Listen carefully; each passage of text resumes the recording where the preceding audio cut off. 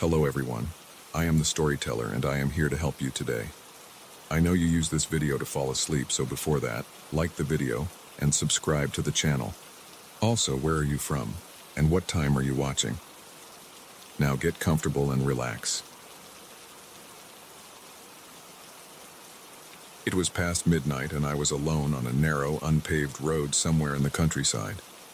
My headlights were the only source of light, and the fields on both sides were mostly dark. The sky had no stars that I could see. I had been driving for hours and felt tired. I wanted to be home, but home was still far. I tried not to think about how isolated I was out there. Then I saw something. There was a figure on the side of the road ahead, crouched near a patch of weeds. The figure's eyes caught my headlights and glowed in a strange way, like two small bright points. I thought it might be an animal, maybe a stray dog, but it looked too upright. The thing was near the edge of the narrow dirt shoulder. I pressed my foot on the brake and the car slowed. When I realized it was shaped like a person, I jerked the wheel hard to the left. I felt the car's back end slip a little on the loose gravel. I managed not to hit it, but I lost control for a few seconds. The car ended up half-turned, engine still running, headlights shining across the empty field. I let out a shaky breath. The figure was behind me now. I wanted to look for it in the mirror, but I decided to check the front first. My bumper had scraped something. I didn't trust the car not to have some damage. I hated the idea of popping the hood in the dark, but I felt I had to. I also wanted to confirm what I had seen. I pulled the parking brake and stepped outside. The night air was cold and I smelled damp earth. There was gravel under my boots, my shoulders felt tight. I heard no insects, no rustling from the fields. I saw my car's headlights throwing weak light into the distance. The beam showed empty dirt, some scattered bushes and a crooked fence far away. I turned around to face where I'd first seen the figure.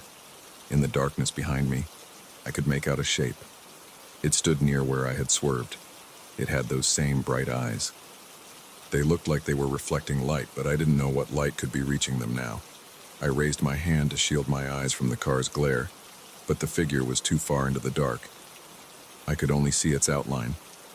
It seemed taller now, not crouched. It stood very still. I opened the hood of my car and leaned over, shining a small flashlight I kept in the glove box. I checked my radiator, my hoses, my belts. I listened to the engine. It idled rough, but not too bad. Nothing looked seriously damaged. I just needed a moment to calm down. My heart was beating fast. My breathing felt shallow. I forced myself to breathe slower. I could feel sweat on my neck even though it was chilly. I kept glancing over my shoulder, but each time I looked away and looked back again, the figure seemed closer. Not by much, but it moved forward whenever I looked somewhere else. At first, it was at least 30 yards away. After a few glances, it stood maybe 20 yards away, then less than that. It wasn't walking right. It moved only when I wasn't looking. I never saw it step forward. It was just in a new spot each time I turned my head back. I slammed the hood shut and backed up until I felt the car's door behind me. I kept my eyes on the figure as I reached for the handle. My hand shook as I pulled the door open. I wanted to leave right away, but I also had to turn my head to get in. When I did, I saw from the corner of my eye a slight shift in the figure's position. Once inside, I locked the doors. I didn't know if that lock would matter. The figure had no visible tools, no visible weapon, just a strange posture and those eyes that caught the light. I tried to pull forward and straighten out, but I realized my front wheel was stuck in a small ditch. The car shook when I pressed the gas, but it wouldn't climb out. I put it in reverse, tried to get a little momentum, but I only managed to spin the tires. Each time I glanced in the mirror, I saw the figure a little bit closer. I tried to turn the wheel to get some angle, but the car wouldn't budge. I pounded on the steering wheel and cursed under my breath. I turned on my high beams, hoping to get a better look.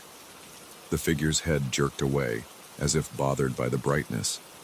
I saw more details now. The figure looked human in outline, but its clothing was hard to make out. It looked like it wore something loose.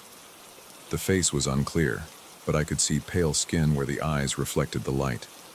The eyes did not blink. The body was thin. The arms hung low. The figure's knees bent slightly inward. It was only about 10 yards away. Its chest rose and fell like it was breathing fast. I could not hear it breathe, but I saw the motion. I tried to speak. "Hey!" I yelled through the closed window. "What do you want?" There was no response. It didn't make any sound. I thought maybe it couldn't hear me. I stuck my head out the window a little and yelled again. "Do you need help?" "What's wrong?" Still nothing. The figure stood there. I pulled my head back in and kept my eyes on it while reaching down to the side of my seat. I had a tire iron under the driver's seat. I gripped it and placed it on my lap. It wasn't much, but it was something. I decided to try rocking the car out of the ditch. I turned the wheel, put the car in reverse, pressed the gas, let it roll back a bit, then forward again. The engine whined. The tires ground into the dirt. After a few tries, the car moved a few inches. I knew I had to look at the road, the mirrors, and the dashboard. Each time I looked away from the figure, I felt my chest tighten. After about 4 attempts, I managed to get the front tires onto level ground. I smiled for a second, relieved. Then I looked up. The figure was now only about 5 yards away, standing right next to my headlight beam. I saw its lower face in the light. The mouth was closed. The jaw looked rigid. The skin looked dry and pale. I put the car into drive and pressed the gas. The car did not move. I realized my rear tire was possibly caught on something. My heart pounded harder. My legs felt stiff. My arms felt weak. I pressed the gas again, harder this time. The engine revved. The car shook, and then nothing. The car didn't move. I clenched my teeth and felt sweat on my forehead. The figure was right there. I could see one of its hands now, a thin hand with long fingers. It twitched slightly. It stood completely silent. I couldn't even hear its footsteps or breathing. I left the headlights and engine on. I leaned over to the passenger side and opened the glove box. I had a small toolbox with a few items, a flashlight, some spare fuses, and a folding knife. I grabbed the knife and put it in my pocket. I had no idea what to do. If I stayed in the car, I was stuck. If I got out to check the tires, I had to take my eyes off that thing. Every time I did, it got closer. I thought I should try something different. Maybe I could back up the car more and turn around. I put the car in reverse and looked over my shoulder. I had to look away from the figure to do this. My neck hurt from tension. I tried not to blink. I stepped on the gas. The car jerked backward a little. I felt a bump. Then I turned my eyes forward again. The figure was now leaning against my driver's side window. Its eyes were bright in the reflection of my interior light. Its mouth was slightly open now. Its lips were thin and cracked. I could see its nostrils flare as if it was sniffing the air. I yelled and let go of the steering wheel for a moment. I felt my chest tighten.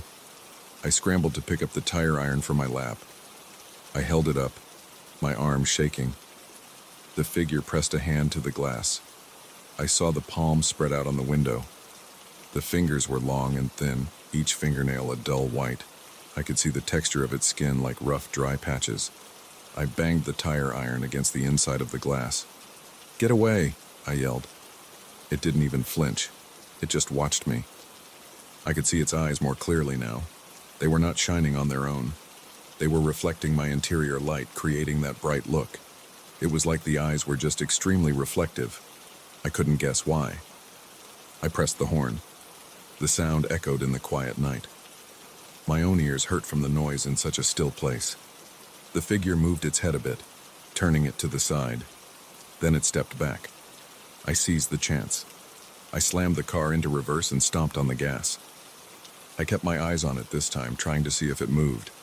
The car rolled backward about 10 feet and the figure stayed where it was. I turned the wheel sharply and then drove forward. The car jerked over some uneven ground, but it started to move. I pulled the wheel straight, keeping the figure in my sight the whole time. The figure started to follow, walking slowly and quietly. I had about 20 yards between us now. I could feel my neck and shoulders aching from tension. I wanted to get out of there. My plan was to find some paved road and get back to a main highway. I drove slowly forward, keeping my gaze partly on the figure and partly on the path ahead. The ground was rough, and I didn't want to blow a tire. The figure followed, but it never ran. It walked at a steady pace. I kept going, picking up a bit more speed. Eventually, I was moving fast enough that the figure became a dark shape behind me. I eased the car onto a slightly smoother patch of road. My headlights showed a bend ahead. I looked back in my rearview mirror. The figure was farther away now. It was still visible, but only just. I wondered if it would keep following indefinitely. I still felt shaky. My hands were sweaty on the steering wheel. My stomach felt tight. I tried to focus on getting away. I told myself not to think too much. Just keep driving. I kept moving for several minutes. The figure grew smaller in the mirror. The fields around me looked empty. I didn't see any farmhouse lights. I didn't hear any sounds except my engine and the gravel under my tires. After a while, I stopped seeing the figure. It was too far back, or had stopped following. I forced myself to breathe slowly and calm down. My heart still thumped hard, and my mouth felt dry. I wiped sweat from my forehead with my sleeve. The road straightened out, and I started to see a faint glow in the distance that might have been light from a main road or a distant farmhouse. I focused on reaching that light. The car seemed okay, aside from some shaky steering. I guessed the ditch hadn't done serious damage. I kept checking the mirrors. I saw no movement behind me now. I didn't want to leave the car again to check for damage. I didn't want to turn around or stop. I knew I just needed to keep moving until I found a real road and could get to a gas station or something. My mind was still stuck on that figure. I tried to push it out of my head. I felt tension in my neck and shoulders. My leg muscles were sore from pressing the pedals so hard. I turned on the radio out of habit, but there was only static. I turned it off again. After about 10 more minutes, I saw a paved road crossing ahead. It was narrow, but paved. I turned onto it and followed it until I reached a small intersection with a sign. The sign was rusted, hard to read, but I could see numbers on it. Maybe a route number. I followed that sign until I started seeing some fence posts with reflectors. Those reflectors gave me some comfort. I slowed down, rolled down my window a crack, and listened. I heard distant traffic, maybe on a bigger highway. That was all I needed. I kept going. My hands started to relax on the wheel. I took a long breath and rubbed my eyes. I felt cold air on my face. I didn't know what that figure was. I didn't know what it wanted. It hadn't attacked me. It hadn't broken into my car. It had just approached, getting closer whenever I looked away. The memory of its face was stuck in my mind. Those eyes bothered me. I tried not to think about them. I just wanted to get away from that place. I drove for at least another hour, taking turns down roads that led me toward more familiar signs. Eventually, I reached a main highway. The hum of the tires on smooth asphalt was a relief. I glanced in the rearview mirror one last time. The darkness was empty. I took another deep breath and tried to calm the tension in my back. The night was still quiet, but it felt normal now. There were no strange eyes shining in the distance, just the empty road and a long drive ahead.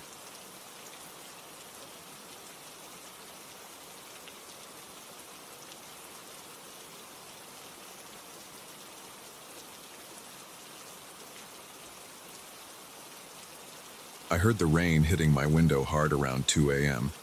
I was sitting in my living room, lights off, curtains halfway closed, just scrolling through my phone. It was quiet inside. I had turned off the TV earlier because nothing seemed interesting. My place is small. A living room that connects to a short hallway, a kitchen to the left, a bedroom at the end. The front door leads to a tiny covered porch with a single light above it. I remember checking that porch light before sitting down. It was working fine. I also had a small security camera mounted above the door, facing the driveway and the porch steps. It triggers an alert on my phone if it sees motion. Not top of the line, but enough for basic security. That night, the rain was heavier than usual. I heard the water running off the roof and splashing onto the concrete below. My curtains were thin. Even though they were closed, I could see faint shapes outside whenever headlights passed on the street. It happened once or twice, cars rolling by, their beams sliding over my walls. I wasn't paying much attention. My mind was drifting. Then I noticed something weird. There was a shape outside on the porch. I saw it through the curtains. It looked like a person standing there completely still. It felt wrong because I hadn't heard anyone walk up. I had been listening to the rain, and I never heard footsteps or the creak of the porch. My front door is cheap. It makes a slight rattle if someone puts any weight on the deck. But I hadn't heard a thing. Still, I saw a shape. It was just a dark outline behind the thin fabric of the curtain. I froze for a moment, just staring at it. I didn't rush to the window. I just looked from where I sat. My heart started beating faster. The back of my neck felt tight. I got off the couch and stood up slowly. I tried to be quiet because I didn't want whoever it was to know I was there. But maybe they did know. Maybe they had seen the light of my phone. I stepped closer to the window. The figure did not move. It looked like a person wearing a hood, something covering their head. I couldn't see details, just a tall form standing completely still. I moved to the side and reached for my phone. No alerts from the camera app. That made me uneasy. If there was a person out there, why didn't the camera detect them? I opened the app. The camera was online. The last recorded clip was just rainfall, no figure. I tapped the live view. The screen showed the porch, the driveway, the reflection of the streetlight on the wet pavement. Nothing else. No person, no shape, just empty space. I peered back at the curtain. I still saw the shape, but on my phone's screen, there was no one there. I started to feel a little lightheaded. I closed the app and walked slowly to the door. The door has a small peephole. I took a deep breath. I pressed my eye against it, expecting to see a face staring back. The porch was empty. I looked for any sign of movement or a shadow. I saw the porch floor, wet from the rain blowing in, a small puddle forming in one corner.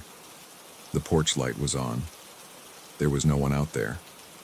I stepped back and glanced at the curtain again. That shape was gone. I lifted the curtain and looked outside. The porch was empty, just like on the camera. The street beyond was quiet. The sidewalk was shiny with rain. There were no footprints that I could see from inside, not that I expected to see any from that angle. I unlocked the door and opened it, letting some rain blow in. My socks got damp as I stepped forward. I looked left and right. Nothing. Just rain and empty streets. The nearest house had its lights off. No movement anywhere. I checked around the corner of the porch. The ground was wet, covered in old leaves that had washed up. No footprints in the mud near the steps. I didn't see anything unusual except that puddle on the porch floor. The rain was falling at an angle, and some of it had splashed under the roof. The air was cold. My shirt stuck to my back a bit because I was tense and sweating. My hands felt slightly shaky. I went back inside and locked the door. I took my phone and tried to think clearly. Maybe it was just my imagination, but I was sure I had seen someone. My heart was still beating faster than normal. I tried to calm down. I thought about checking the camera history again. I sat back down on the couch and opened the app. It shows me a timeline of every motion event. The last one before I looked was about 15 minutes earlier. It showed a brief clip of the rain blowing by. Nothing else. No signs of a person. I checked the camera settings. Everything seemed normal. The sensitivity was high enough that it should have caught a person standing right on my porch. Still, there was nothing. I decided to ignore it and try to go to bed. But I couldn't. The sound of the rain was too loud. My mind kept going back to that shape. I hadn't imagined it. It was there. A solid figure standing on my porch. I got up and checked the front window again. I parted the curtain and looked outside. The porch light shone on empty space. The street was still. No cars, no people. Just rain. I paced around the living room. I felt frustrated. I didn't know what to do. Calling the police would sound stupid because there was no one there. There was no damage, no sign of forced entry, no real reason to believe a crime was happening. I tried to think logically. Maybe someone had stepped up to the porch, stood there for a second, and left. Maybe the camera missed it due to some glitch. It had happened before that the camera missed a delivery guy or a neighbor. Sometimes it just fails to record at the right moment. Still, that didn't explain how I saw the figure through the curtain but not through the peephole a second later. I decided to double-check the front door itself. I looked at the handle, the deadbolt. They were locked. The door seemed solid. The rain outside made a steady background noise. I listened for any sound of someone walking in the yard. Nothing. I checked the side windows. They were locked. The backyard gate was closed. I had no reason to think anyone had gotten inside or was lurking around. Still, I felt on edge. I tried to relax by making some instant coffee. It was late, but I didn't care. I boiled water, stirred in the powder, and sipped it while standing in the kitchen. I kept glancing towards the living room, half expecting to see that shape again. There was nothing there. Just the furniture and the glow of a streetlight on the wall. I took my coffee and sat near the window. I pulled the curtain aside and stared out at the porch. The rain kept hitting the roof, making a dull thumping sound. My porch light was a weak yellow bulb. It cast a small circle of light on the wet floorboards. I looked closely at that puddle. It was spreading out slowly. The wind must have changed direction. A small drip was hitting the porch floor, making ripples in the water. I watched for a while, maybe 10 or 15 minutes. Nothing moved outside. Eventually, I set my coffee down and decided to check the camera again. I tapped the app icon. The live feed looked normal. Empty porch, empty driveway, the neighbor's house across the street. Nothing unusual. I scrolled through the motion clips once more. Mostly just rain triggers. A car passed an hour ago. That was it. I started to feel tired and annoyed. I told myself I would try to sleep. I turned off the living room light and walked down the hall to my bedroom. I left the door cracked open so I could still hear if something happened outside. The rain continued. It never let up. I lay down in bed, still in my clothes, and just stared at the ceiling. My mind wouldn't let go of that image of someone standing on my porch. They looked tall, maybe 6 feet or more. I remember the outline of the shoulders, the head slightly tilted. I wondered if they were looking straight at me. I wondered if they saw me move. After maybe 20 minutes, I got back up. I couldn't rest. I returned to the living room and turned on the light. I decided to check outside one more time. I grabbed an old umbrella from the closet. I opened the front door and stepped out onto the porch, careful not to slip on the wet floor. I looked around again. The smell of wet pavement filled my nose. The street was empty. I checked the driveway. My car was parked there, covered in droplets. No footprints near it. The yard was just soggy grass and small puddles. I walked down the porch steps and stood in the rain for a moment. My shoulders got soaked immediately. My socks were already damp, so I didn't care anymore. I walked around the side of the house, shining my phone's light on the ground. I saw nothing but wet grass and some scattered leaves. No footprints, no sign of a person hiding. I walked around to the backyard fence. It was closed and latched. I checked the gate. It was secure. I listened carefully. Just rain, no voices, no footsteps. I went back to the front porch and stood there looking at my front door from the outside. The camera was mounted above the door, pointing towards the street. I could see the small LED on it. It was working. If I were standing here, the camera should be recording me. I pulled out my phone and checked the live feed. I saw myself on the screen, umbrella in hand. That confirmed the camera was working fine now. So why did it miss the figure earlier? I went back inside and locked the door. I felt a little better having checked around. Maybe it was a prank. Maybe someone had run up to the porch and just stood there waiting for a reaction. But why would they leave no sign, and how did they vanish so quickly? I decided to pass the time until morning. I sat in front of the TV, kept the volume low, and listened for any sound outside. The rain never slowed down. It kept going, steady and heavy. Eventually, around 4 a.m., I checked the porch again. Nothing. I felt tired enough to try sleeping again. I turned off the TV, left the living room light on this time, and went to bed. I lay in bed, trying to ignore the sound of rain. My heart rate was normal again. My breathing was steady. I felt calmer. Maybe I had imagined the whole thing. I tried to remember the exact moment I saw the figure. It was just a shape. No details. No color. Maybe it was just a shadow formed by a passing car's headlights. I had seen lights wash over the curtains before. Maybe some object outside cast a strange silhouette. I drifted off to sleep for a bit. When I woke up, it was early morning. The rain had stopped. The room was quiet. I got up and checked the porch again. It was just wet. Nothing else. I stepped outside with some paper towels and dried up the puddle. The air was crisp and smelled fresh. The street looked normal. A few neighbors were leaving for work. I nodded at one of them. He didn't mention anything unusual. I didn't bring it up. I checked the camera feed again in the daylight. It had recorded me stepping out with the umbrella, recorded me drying the puddle, recorded the neighbor walking by. Everything worked fine now. I scrolled back to the time I saw the figure.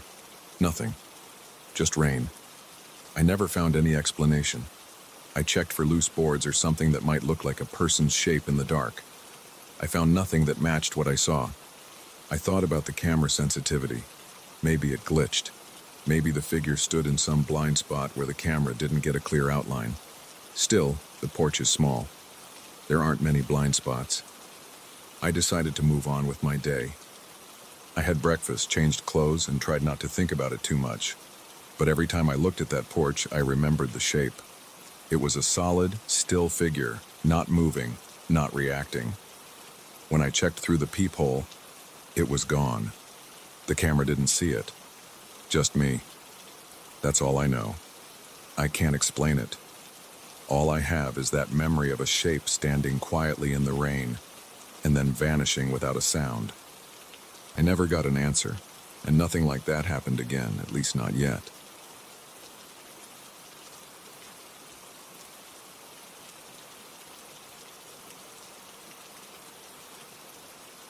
I moved into this new place about a week ago. It was a small house on a quiet street. The first day I parked my old sedan in the short driveway, hauled my boxes inside, and looked around at the lawn and the neighbors' yards. Everything seemed normal and neat. The houses looked alike, simple and well-maintained. Nothing stood out. The next-door house to my left had its shutters closed and the lawn a bit overgrown, but I didn't think much of it. Some people don't take care of their yards, I thought. It didn't bother me. That first night, I lay awake in bed, too wired from the move to sleep. Around midnight, I heard something strange through the wall. At first, I thought it was just an animal outside. But it didn't sound like an animal. It sounded like a person crying. It was muffled, but I could tell someone was sobbing softly, pausing now and then as if trying to hold it in. I got up and walked to the window. I looked out toward the house next door. All the lights were off. There were no cars outside. I couldn't see anything. I opened the window slightly and listened. The crying continued for about 10 minutes, then stopped. The next morning, I knocked on the neighbor's door across the street. I introduced myself to a man in his 50s wearing a gray t-shirt and jeans. He had short hair and a flat expression. "Hey," I said, "I'm new here. I was wondering about the house next door to me." I pointed to the house with the closed shutters. He glanced at it, then looked back at me. "That place is empty," he said. "Has been for years." I frowned. "Last night I heard someone crying," I said. "I'm pretty sure it was coming from inside that house." He shrugged. "Nobody's lived there. The owner moved out a long time ago. You must have heard something else. Maybe a cat." He didn't seem interested in talking more. He just nodded and closed his door. That day I talked to another neighbor down the street, a woman in her 30s wearing shorts and sneakers.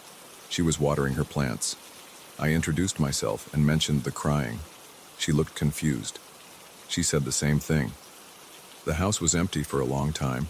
maybe 8 years or so. She didn't know why nobody lived there. She said she never heard anything. I spent the rest of the afternoon unpacking. I set up my living room, put my TV on a small table, and tried to get my couch placed right. I organized my kitchen and filled the fridge with some basic groceries. By evening, I felt settled in enough. I didn't really believe the neighbors.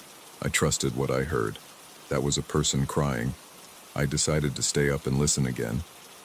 That night, I turned off all the lights around midnight and sat near the window that faced the neighbor's house. At around 12:30, I heard it again. The crying started low, then got louder. It was soft, but I could tell it was inside that house. The sound was too steady and too human. I pressed my ear against the wall. I could almost feel the vibration. I turned off the AC to make sure I could hear every sound. The crying kept going for at least 10 minutes, then faded. I felt a knot in my stomach. It didn't feel right. I wanted to call someone, maybe the cops, but I had no evidence of anything. Calling the cops because I heard crying in an empty house at midnight seemed ridiculous. Still, I hated the feeling of not knowing. I told myself I'd check the place out tomorrow. The next day was warm. I walked over to the empty house around noon. The lawn had tall grass and some weeds. The porch steps were dusty. The front door had peeling paint and a dried, cracked welcome mat. I tried looking in through the front window, but the shutters were closed tight. I moved around the side, found another window also closed. Everything seemed sealed up. I tested the front doorknob, locked. I tried to peek through the mailbox slot, but it was blocked by something inside. The place was silent. There was no sound of movement. I knocked on the door just once, lightly. No response. I felt awkward standing there, so I gave up and went back home. Around 3 in the afternoon, I decided to ask another neighbor. An older couple lived to my right. They were outside in their driveway cleaning out their car. I walked over, introduced myself, and asked about the house again. The man straightened up and told me the same story. The house had been empty since before they moved in, which was about 5 years ago. He said it belonged to some guy who never came back after leaving one day. The place stayed locked, and nobody bothered with it. I asked him if he ever heard anything strange. He looked at his wife, then looked back at me, shaking his head. "It's quiet," he said. "We never noticed anything." His wife agreed. They both looked calm and a bit puzzled. I went inside my house and tried to relax. I turned on the TV, tried to watch a show, and ignored the feeling that something was off. But I couldn't stop thinking about it. That night, I stayed up again. This time, I sat at the window with a notepad and my phone, ready to record if I heard the crying again. Right at about 12:20 it started. The crying was soft but clear. I pressed record on my phone. I got up and looked out the window. Nothing. I opened my back door and stepped outside onto my small deck. It was dark out there, but the moon gave enough light to see silhouettes. The crying sounded the same, definitely from next door. I whispered, "Hello?" Into the night, not too loud. The crying paused. I held my breath. Then it started again, as if whoever it was didn't care if I heard them or not. I went back inside, locked my door, and sat down. I listened to the recording. It was faint, but it was there. Someone crying. I decided I would call the non-emergency police line the next day. Maybe they could check it out. It felt strange, but I needed to do something. The next morning, I called the local police station. The person on the phone was polite. I explained the situation. I said I heard crying every night at around the same time, coming from a supposedly empty house. The officer said they would send someone later to have a look. I thanked them and hung up. That evening, around 6, a patrol car showed up. One officer got out and spoke to me. I explained what I heard. He took some notes and walked over to the house. He checked the door and windows. He tried knocking. There was no answer. He shined a flashlight through a small gap in the shutters, then came back to me. "It looks empty," he said. "I don't see anyone inside. The house seems locked tight. Maybe it's an animal in the yard or something. If you hear it again, give us another call." He said it politely and left. I didn't feel reassured. I knew what I heard. Animals don't cry like that. This sounded like a person. And why at the same time every night? Why did it always stop after about 10 minutes? I made a plan. That night I would try to get closer. I would go into my backyard and move closer to the fence line that separated my yard from the neighbor's yard. Maybe I could catch some sign of movement, or maybe even see a light inside. At around midnight, I turned off all my lights. I put on dark clothes and stepped outside quietly. I walked across my small lawn and stood by the chain-link fence between my property and the empty house. The grass in the neighbor's yard was taller, and I could see a small wooden shed in the corner. No lights in the house. The crying started again around the same time. This time, it sounded clearer. It was definitely inside the house, not outside. I could hear it through the closed windows. My heart was beating fast. I felt sweat on my forehead. I tried to stay still and just listen. The crying sounded like a woman. Her sobs were uneven. Now and then, she took a shaky breath. I didn't hear words, just sobbing. I wanted to call out, but my throat felt tight. I just stood there, listening. The crying lasted about 10 minutes again, then stopped suddenly. I went back inside, locked the door, and washed my face. My hands were shaking a bit. I thought about breaking in. I'm not someone who does that kind of thing, but I was tired of this mystery. I wanted to know what was going on. If someone was hurt or trapped, they needed help. If it was some intruder, I wanted to know. I didn't plan on stealing anything, I just wanted to figure this out. The next day, I walked around the block and checked if there was any other way into the backyard of the empty house. I noticed a side gate on the other side of the property, but it had a padlock on it. The fence around the back was just chain link. I could climb it, but it would be risky. Someone might see me. Still, nobody seemed to care about that house, and nobody was paying attention to me when I walked by. I waited until midnight again. This time, I put on gloves and a dark jacket. I grabbed a small flashlight and put my phone in my pocket. I went outside through my back door, climbed the fence into the neighbor's backyard, and crouched down low. The house was dark and silent. I waited for the crying. Right on schedule, it started. The sound was coming from the ground floor, I think from the living room area. I moved slowly toward a window on the side. I tried lifting a shutter. It wouldn't budge. I tried another window. Also stuck. I went around to the back door. It was an old wooden door, locked with a deadbolt. I looked around and saw a loose plank in the siding near the back steps. I pulled on it carefully and saw a small crawl space. It smelled damp. I shined my flashlight inside. Just dirt and old insulation. No way in. The crying kept going, softer now but steady. I decided to try another window. On the far side of the house, I found a basement window that was cracked at the corner. The glass had a small break in it. I tapped it lightly. It felt loose. I wrapped my glove around a small rock and pressed against the cracked part, trying not to make noise. After a minute or two, I managed to break off a small shard of glass and push the window open. I shined my flashlight inside. The basement was dark and empty, just a concrete floor and some old shelves. I squeezed through the window, landing on the floor, trying not to scrape my legs on the frame. Inside, it smelled like dust and mildew. I stood still and listened. The crying was above me. I looked for stairs. I found a wooden staircase leading up. Each step creaked. I moved slowly, shining the flashlight ahead of me. At the top of the stairs, there was a door. I turned the knob. It wasn't locked. I opened it carefully and entered what looked like a kitchen. There was an old fridge, cabinets with peeling paint, and a table with dust on it. It was cold inside, and my skin tingled. The crying was coming from a room to my left. I moved toward it slowly, my heart pounding. I shined my flashlight ahead.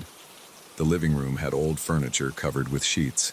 There was a sofa, 2 chairs, and a coffee table. In the corner, I saw movement. A figure sat on the floor back against the wall. It looked like a woman wearing jeans and a stained shirt. Her hair was tangled and fell over her face. She was rocking slightly, crying softly into her knees. I froze. The beam of my flashlight hit her face. She looked up. Her eyes were red and wet. She looked terrified. I raised my free hand and said, "I'm not here to hurt you." She didn't speak. She just stared at me, shaking. I could see her breathing heavily. I tried again. "I heard you crying. I live next door. Are you okay?" She said nothing. She pushed herself back against the wall. I stepped closer slowly, showing my empty hand. She flinched. I stopped. "I just want to help," I said. She swallowed. Her voice was low and rough. "Leave me alone," she said. I tried to stay calm. "Are you living here? Everyone says the house is empty." She wiped her nose with the back of her hand. She looked thin, tired, and stressed. She didn't answer my question. She just said, "Go. Get out." I stood there confused. I didn't know what to do. She was alive, not a ghost or anything. I tried to think of a reason for her to be here. Maybe she had nowhere else to go. Maybe she'd been squatting here for a long time. That would explain why nobody saw her. But why cry every night at the same time? I took a step back. I didn't want to scare her. "Okay, I'll go," I said. "But I can call someone. Maybe help you find a place to stay."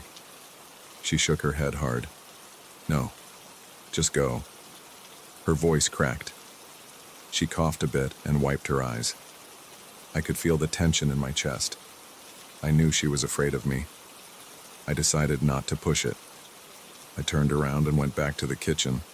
I found the basement door and climbed out the same way I came in. Outside, the air felt fresher.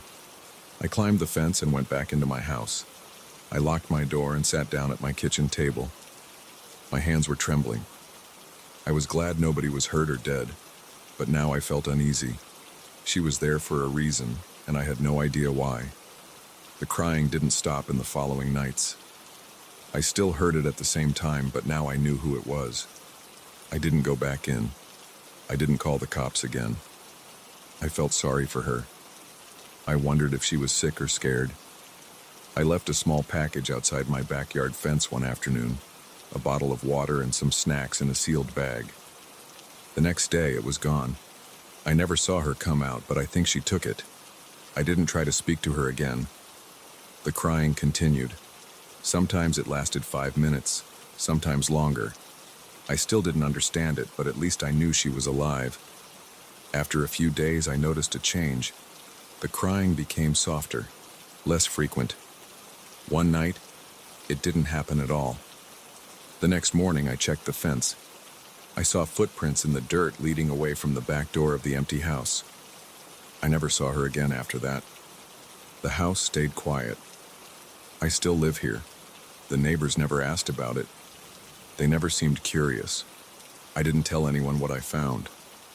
The empty house is still empty, or at least it looks that way now. I sleep better. Sometimes I think I hear a soft sobbing noise when I wake up in the middle of the night, but it's probably just my memory playing tricks on me. I keep my doors locked, and I try not to stare at the house too long. I know what I saw. I know what I heard.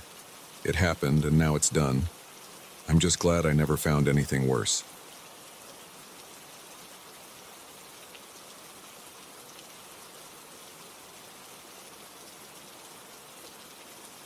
I still remember how the air felt that morning. It was a dry morning, no clouds, no wind, just me and the trail. The dirt path stretched ahead with weeds and brush along the sides. I had my running shoes tied tight, a small water bottle in my right hand, and a phone strapped to my arm. It was supposed to be a quick run, maybe a couple of miles. I wanted to get home before the heat got worse. There were no other people around. I didn't see any parked cars near the trail entrance, and I didn't pass anyone at the start. That felt normal. This trail was never crowded. I started at a slow pace, just trying to warm up. I focused on my breathing. I listened to the soft crunch of gravel under my shoes. I tried to keep my eyes forward. The trail had tall grass growing along both sides. Sometimes the grass swayed gently if there was a breeze. But that day it stood still. I could see small flies buzzing around, and I heard distant chirps from birds. There wasn't much else going on. After about 10 minutes, I felt my legs loosen up. I increased my pace. My shoes were old, and I could feel the thin soles letting me know each rock underfoot. My calves felt a bit tight. I was sweating a little. I took a short sip of water. I tried to relax my shoulders and keep my breathing steady. Then I heard something strange, something that didn't fit in. At first it sounded like a faint whisper, very low, very soft, coming from my left side. I slowed down and looked around. I didn't see anyone. The grass was high enough to hide small animals, but a person would have to crouch down to stay hidden. I saw nothing unusual. I stood still for a moment and listened. I only heard my own breathing and a few insects. I shrugged it off and started running again. A minute or two later, I heard it again. It was a whisper, but I couldn't make out words. I looked over my shoulder. Nothing. I tried to ignore it. I ran forward at my normal pace. Then I heard my name. I was sure it said my name. A whisper right next to my ear, but there was no one there. It was a man's voice, I think, but it was soft and hard to tell. It seemed to come from the grass, maybe a foot or two from the edge of the trail. I stopped, took a few steps back, and tried to look closely. The grass was tall, some of it up to my chest, and it was thick. I could see thin stalks, some brownish, some green. I tried to push the grass aside with my hand. I saw bare earth and a few pebbles, but no sign of a person. I listened carefully. The trail was quiet. I felt a drop of sweat running down my forehead. I blinked and wiped my face with my forearm. I tried to speak. "Hello?" My voice sounded strange and too loud. I waited. Nothing. I stood there, tense, trying to figure out if I was just hearing things. I turned around and considered heading back. It was unusual to hear someone say my name out here. It felt wrong. But I told myself it could have been a trick of the wind, or some distant sound that resembled my name. I decided to continue forward. I wanted to finish the run. I didn't have time to waste. I picked up my pace and focused on my breathing again. In and out, steady steps, eyes forward. I tried to forget about it, but a few minutes later I heard the whisper again. This time it was a bit louder and clearer. It said my name once, paused, and then said it again. It came from the left side of the trail, from the grass. I turned my head while still running, but I caught no movement, no shape, no face. I slowed to a jog, then to a walk, and finally stopped. My heart was beating faster now, and not just from running. I stood there, trying to keep calm. I listened. The whisper started up again, quiet but persistent. It repeated my name 3 times, slowly. I wanted to shout at it, tell whoever was hiding there to show themselves. But my mouth felt dry. I swallowed, tried to stay calm, and said, "Who's there?" No answer. Just the whisper again, my name, and soft breathing sounds. It sounded like someone exhaling near my ear. I stepped toward the grass, reached in, and pushed it aside again. My fingers touched the dry blades. I saw dirt, small patches of weeds, a few rocks. I even kicked at the base to see if something would move. Nothing. I backed away and looked around the trail. There were no footprints other than mine. I saw my own shoe prints in the dirt. The air was still. I heard no cars, no people, nothing else. Just the whisper. It was coming from the grass. I tried walking slowly forward along the trail, keeping my eyes on the grass line. The whisper followed me. It didn't stop. It didn't fade. It called my name over and over. I tried talking to it. I asked, "What do you want?" I got nothing in return except my name again. I started to feel the hairs on my arms standing up. My neck felt stiff. My stomach tightened. I felt exposed. I could smell my sweat, and I noticed my breathing was getting shaky. I gripped my water bottle harder. The plastic creaked in my hand. I tried to ignore it and run again, hoping that if I got far enough along the trail it would stop. I ran at a steady pace, pushing myself harder. My shoes kicked up small clouds of dust. The whisper kept pace with me. It didn't fall behind. It stayed right at my side, always out of sight. I looked to my left as I ran. The grass was thick still and not moving. I couldn't understand how someone could be in there, whispering my name, and not show up at all. There was no rustling, no footsteps, no bending of the grass. After maybe half a mile of this, I stopped again. I couldn't keep running like this. I turned toward the grass and said, "I don't know who you are. Show yourself." I waited. It just whispered my name again. My pulse was racing, my legs felt heavy, my chest felt tight. I grabbed my phone. I thought of calling someone, but I hesitated. Who would I call? The police? What would I say? That I heard a whisper in the grass calling my name? They would think I was crazy or joking. Also, there was no signal out here. The reception on this trail was always terrible. I stepped closer to the grass. I knelt down and tried to part it carefully. I wanted to catch any movement, any sign of a person. I saw only dirt and some bugs crawling around. I could smell the earthy scent of the soil. I saw a few small plants with tiny leaves. I saw no hidden figure. The whisper didn't sound like it was coming from one particular spot. It felt like it was just there, all around the left side of the trail. I stood up and backed away. I felt uneasy. My face felt hot, and I noticed my mouth was still dry. I took another sip of water, trying not to spill it because my hand was shaking a bit. I tried walking again, slowly, keeping my eyes on the grass. The whisper matched my pace. Whenever I stopped, it continued, always at that same soft volume, always my name repeated over and over. I tried something different. I walked to the other side of the trail and stood there, putting the width of the path between me and the grass. The whisper grew quieter, but it didn't stop. I approached the middle of the path and it got a bit louder again. It always seemed loudest when I was closest to the left side. I took a step toward the left side. The whisper got louder, but still not loud enough to give me any other words. It only said my name. It sounded like a man's voice, low and steady, not frantic or hurried. It sounded calm, which made it feel even worse. I would have preferred shouting or screaming, something that made sense. This calm, steady whisper felt unnatural. I tried to think of a way to get past it. The trail ahead curved slightly and led deeper into the scrubland. The grass didn't look any shorter up ahead. If I kept going, I would have another mile or two before I reached a side path that led back to a main road. But that meant staying close to this voice. I considered turning back. But that would mean running all the way back to the start, and I wasn't sure if the whisper would follow me back. Maybe it would. Maybe it would never stop. I decided to keep moving forward. I picked up my pace and tried to keep my eyes straight ahead. I focused on the end of the straight section of trail. I watched the pebbles and dirt under my feet. I could feel sweat running down my back. The whisper continued, steady, calm, repeating my name. I felt my muscles tense. I tried to block it out, but I couldn't. It was too close, too strange. As I approached a slight bend in the trail, I noticed the grass thinning a little. There were some patches of shorter grass.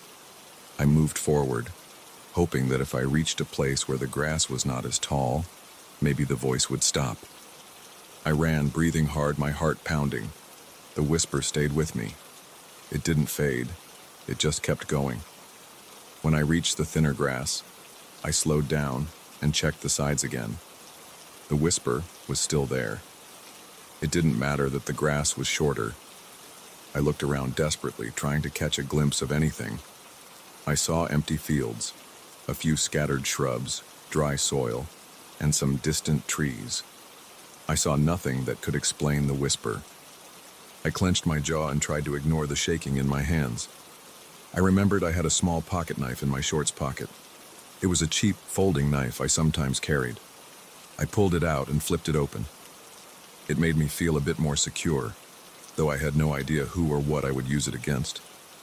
I held it down by my side and stared at the grass. "Stop," I said. "Just stop." The whisper didn't stop. It said my name again, slower this time. I felt a drop of sweat fall from my chin. I wanted to leave this place. I wanted to get out of there. I decided to keep moving forward, to run until I got to the main road. I knew I would feel safer once I reached a place where cars might pass by. I started jogging again, faster this time. I let my legs work. I tried to ignore the dryness in my throat. I tried to ignore the stiffness in my shoulders and neck. The whisper matched my speed. It stayed with me for the next 10 minutes. Every time I glanced at the grass, it looked normal. Nothing moved. Nothing stood out. The voice never changed. It never got angry or louder than a whisper. It never said anything other than my name. But it never let me go. I kept running. My lungs burned. My feet ached. I just focused on putting one foot in front of the other. The whisper followed. It never fell behind. I tried to say things to it. I said, "Leave me alone." I said, "I don't know what you want." I said, "Just go away." None of it mattered. My name, repeated over and over, never stopping. Finally, I saw the trail junction ahead. There was a small wooden post marking the way toward the main road. I felt relief flood through me. I turned onto that side trail. The grass there was shorter. There were more rocks. The ground was harder. The whisper continued at first, but then it started to fade. I noticed after a minute that it grew quieter. I looked back at the main trail. I still saw the tall grass. I still felt uneasy. I waited and listened. The whisper got softer as I moved away. After about 30 more steps, I realized I could barely hear it. After another 30 steps, it was gone. I stopped and took several deep breaths. I listened carefully. I heard nothing but my own breathing and a distant hum of insects. No voice. I didn't celebrate. I just stood there, shaking slightly, trying to calm down. I looked down at my legs. They were dirty with dust and bits of dry grass. My shoes were filthy. My phone band was soaked with sweat. I felt a throbbing headache coming on. I put my knife back in my pocket, took a sip of my remaining water, and started walking toward the main road. I kept my eyes on the ground. I didn't want to look back. I didn't understand what had happened, and I didn't want to think about it. When I reached the main road about 15 minutes later, I saw a car drive by. I sighed and felt a bit safer. I checked my phone and got a weak signal. I opened it and saw the time. It had only been about 40 minutes since I started my run. It felt like hours. I walked along the roadside until I reached the small parking area where I had started. My car was still there. I got in, locked the doors, and turned on the engine. I drove away without looking back at the trail. For the rest of that day, I tried not to think about what I had heard. The whisper was too strange to make sense of. I didn't tell anyone. I didn't know how to explain it. I didn't return to that trail. I took a different route the next time I went running. I still feel uneasy when I think about that voice, whispering my name from the grass, following me, never showing itself, never changing its tone. Even now, I can remember exactly how it sounded, and how dry the air felt, and how quiet everything else was. I can still feel that sweat running down my back and the tension in my stomach. I have no explanation for it. I'm just glad I got out of there. I have no plans to go back and find out what was in that grass.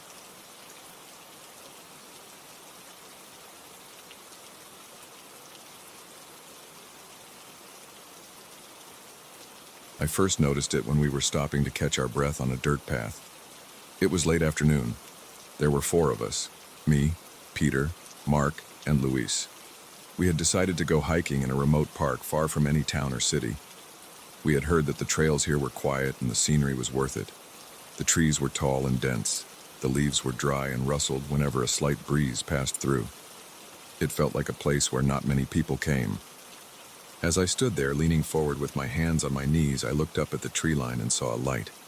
It was about the size of a golf ball from where I stood, shining bright white and hovering above the tops of the trees. It wasn't just hanging there. It moved around in quick, small jerks like a drone with a bad pilot. But there was no sound. I tried to listen. I tried to pick up any distant hum or buzzing. I heard nothing. just my own breathing and the crunch of dirt under Mark's boots as he shifted his weight. I wiped sweat from my forehead and pointed it out to the others. Peter squinted and asked if it might be a reflection of something, maybe a plane or a helicopter far away. I didn't think so. The movement seemed too weird. It would dart left, then right, then suddenly rise higher and remain still before shifting position again. It was bright against the clear sky. We couldn't see it clearly through the leaves, but whenever it found a gap, we caught its glow. Luis took out his phone and tried to record it, but there was no signal out here, and the camera just captured a shaky white dot. He cursed and said it was probably nothing. Still, he looked concerned. We all were. It felt odd. We were far from any popular viewpoint or rest area. If it was a drone, it belonged to someone with a reason to be out here watching hikers. That made no sense. We had passed nobody else on the trail all day. We decided to keep moving. We had planned on making camp near a stream another few miles ahead. We walked at a steady pace, watching the light whenever we got a chance. It stayed with us, drifting above the treetops on our left side. Sometimes it vanished behind branches and we thought maybe it was gone. Then it would pop up again ahead of us or behind us. It seemed impossible for it to move that fast without making a sound. There was no rustle of equipment, no mechanical whir. As the sun lowered, we kept an eye on it. Our mood changed. We weren't joking around anymore. We were more alert. Mark tapped my shoulder a few times to point it out whenever it reappeared. Peter got frustrated and tried shouting at it, just yelling, "Hey!" into the trees. There was no reaction. The light continued to slip in and out of view. When it was out of sight, I got tense. My stomach tightened, and I felt a dry sensation in my throat. I kept expecting it to appear from a new angle, maybe right above us. We didn't talk much, just the crunch of our boots and the rustling of gear. After another hour or so, we reached a small clearing. It was an area with a few logs and some flat ground. We had planned this as our campsite for the night. The stream was a short walk downhill from here. The air was getting cooler. The sky had started to turn orange and then pink. I dropped my pack and tried to relax my shoulders. My legs were sore. I took a sip of water and tried to ignore the dryness in my mouth. I looked around for the light. It wasn't there. The others scanned the tree line and didn't see it either. Peter said maybe it was gone. Maybe it had been some weird reflection of the sun on something metal, and now that the sun was going down, it wouldn't appear again. None of us really believed that. There was something too controlled, too deliberate about the way it had moved. But none of us had a better guess. We set up camp without much conversation. I unrolled my tent and tried to focus on the immediate tasks. I hammered stakes into the ground, pulled the rainfly over the top, and set my sleeping bag inside. Luis lit his camp stove and heated some canned food. Mark kept scanning the treetops as if he expected something to drop down. Peter was fiddling with his headlamp, adjusting the straps and glancing around nervously. As darkness fell, we turned on our flashlights and headlamps. The woods felt tighter. The trees seemed closer together. The crunch of small animals moving in the leaves made me tense. I ate my dinner quietly, tasting the blandness of it and feeling no real hunger. I was uneasy. I looked up at the sky. The stars were clear. Without city lights, the view was sharp, and I could see more stars than I ever saw back home. But I kept expecting that white light to show up again. I heard nothing out of the ordinary. Just the usual sounds of the forest at night. Insects, a light breeze, leaves shifting in the dark. We talked in low voices. Peter wanted to keep watch, just to be safe. I didn't blame him. Something about that light had shaken us. We had all gone hiking before, and we were used to nature's surprises. But this felt different. It felt directed at us. I said I would take a watch as well.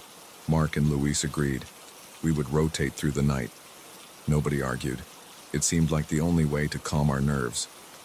I took the first watch, sitting on a log with my headlamp off to preserve the batteries. I held my flashlight in my hand. I listened for anything unusual. After about half an hour, I saw it. The same light. It was back, hovering over the treetops on the opposite side of the clearing. I felt a chill spread through my chest. I gripped the flashlight tighter and held it up, shining it toward the light. It stayed there, not reacting, just bobbing around silently.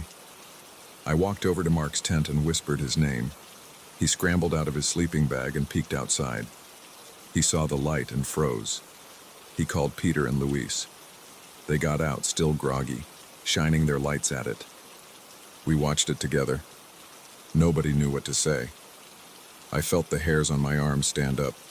My heart was beating faster. I noticed my breathing got shallower. The light dipped behind the treetops, then reappeared on the other side of the clearing, as if it had circled around us. Luis tried yelling again, something like, "Who's there? What do you want?" Nothing. No response. We considered shining a bright beam at it with our strongest flashlight. Mark had a powerful one in his pack. He dug it out, turned it on, and aimed it straight at the thing. For a second, the beam cut through the darkness, lighting up some branches and leaves. But we could not see the source of the light. It was like it stayed just far enough away, or behind something. After a few seconds, it vanished again. Mark cursed under his breath.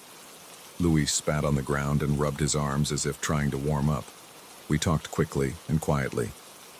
We didn't want to leave in the middle of the night and risk getting lost. We had some experience hiking, but not enough to feel safe making a run for it with only headlamps and flashlights. We decided to wait until morning. We would pack up and head back down the trail. We saw no reason to stay here another night. The tension was too much. None of us liked the feeling of being watched by something we didn't understand. We stood there for a while, shining our flashlights around, trying to spot the light again. It didn't come back. After maybe an hour, we were too tired to keep standing around. We agreed to go back into our tents. We would take turns staying awake. I crawled into my sleeping bag and lay on my back, listening. It was hard to sleep. My mind kept replaying the sight of that bright dot moving too fast and too silent. I rubbed my eyes and tried to calm down. Eventually, I dozed off. I woke up to Mark shaking my shoulder. It was probably around 3 or 4 in the morning. He said he saw it again. I got up, rubbed my face, and stumbled out of the tent. He pointed to the trees. I saw nothing. He insisted it had been there, circling the clearing. I believed him, of course. We waited, shining our lights around. All we got were glimpses of leaves and branches, nothing else. After a while, I got tired and climbed back inside the tent. Mark stayed outside a bit longer, then eventually came in too. Morning light woke me up. My back was stiff. I crawled out and saw Luis boiling water for coffee. He looked tired. His eyes were red.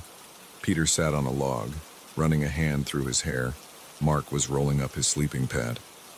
We all wanted to get the hell out of here. I ate a quick energy bar and drank some coffee. It was bitter and not very good, but I needed something warm. We started packing up. The forest looked normal in the morning. Just trees, dirt, leaves, sunlight. No sign of that strange light. We headed back the way we came. The trail was the same narrow path through thick woods. Our boots made steady thumps against the dirt and rocks. We tried to keep an eye on the treetops, but we saw nothing unusual. I focused on my breathing and on moving forward. I wanted to be done with this place. I felt sweat gathering under my backpack straps. I felt a dull ache in my thighs. Nobody talked much. Every now and then, Peter would glance behind us. Mark looked up a lot, shading his eyes with his hand. We walked for hours. The hike was supposed to be enjoyable, but now we just wanted to be out.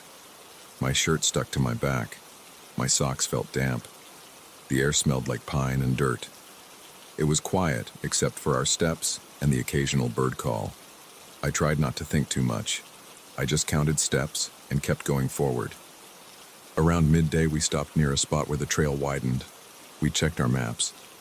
We still had a few hours to go before we reached the ranger station where we had parked. We ate some jerky and drank water. My throat felt dry and I didn't feel hungry, but I forced something down. Luis kept scanning the trees. I did too. The sunlight was bright, and I couldn't see anything that looked like a hovering light. I started to wonder if it would come back in daylight. Part of me hoped it wouldn't. Another part of me worried about when it would show up again. We started moving again. After another hour or so, I caught a glimpse of something bright off to the side. I stopped and stared. The others noticed and stopped too. The light was back just above a ridge, flickering in and out of view as if it was ducking behind branches. I felt my heart speed up. My palms were sweaty. I could feel the tension in my shoulders. I didn't say anything. I just pointed. The others saw it. Peter muttered a curse. Mark's jaw tightened. Louis shook his head and tried to record it with his phone again with no luck. Just a shaky dot. We stood there, not sure what to do. It didn't come closer. It seemed to track us, staying parallel to the trail. We started walking again, and it moved too, always staying out of clear view. At one point, I tried to break into a light jog. It stayed with us. I slowed down. It stayed. I felt like we were under observation. My stomach felt tight. I licked my lips and tasted salt. I pulled the straps of my backpack tighter and tried to ignore it. After a while, it vanished again. We kept moving. Each step felt heavy. The silence between us was thick. I noticed Mark's fists were clenched. Peter kept shaking his head quietly. Luis rubbed the back of his neck, leaving red marks on his skin. I just focused on getting out. The hours dragged on. The forest looked the same, but we knew we were getting closer to the ranger station. Eventually, the trees thinned out. We recognized a turn in the trail near a signpost we had seen the day before. There was a wooden bench and a small trash bin. We were about half an hour from the ranger station. The sunlight was strong and I could feel it on my neck. I looked back one last time and saw no sign of the light. It had disappeared completely. I felt relieved, but not comfortable. I wanted to be inside a building with people around. We got back to the ranger station in the late afternoon. We walked straight to the parking lot where we had left our car. Peter started the engine, and we got in, slamming the doors. None of us talked about what we saw. I think we all just wanted to leave it behind. As we drove away, I felt my body relax a little, but my mind kept playing back that silent, hovering light. I wondered if anyone else had seen something like that out here. We never reported it. None of us wanted to deal with the questions or the look on the ranger's face if we tried to explain something we couldn't understand. We just headed home. In the following days, we texted each other, but we didn't go into detail. I think we were glad to drop it. But I still remember how my throat felt dry, how my heart pounded, how the sweat rolled down my spine when I looked up and saw that thing tracking us through the trees. It's not something I'll forget. It's not something I want to see again.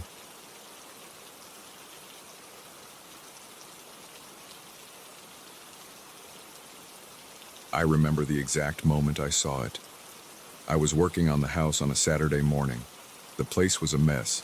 I had pulled down old drywall, carried out dusty boxes, and tossed broken pieces of wood into a dumpster outside.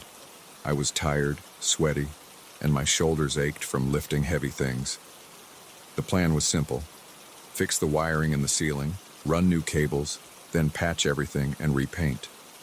The house was small and old, and I had a detailed blueprint from the last owners. There were no hidden rooms on that plan, no strange areas. It was a straightforward single-story house with a basic attic space that I had checked when I first bought the property. Everything seemed normal.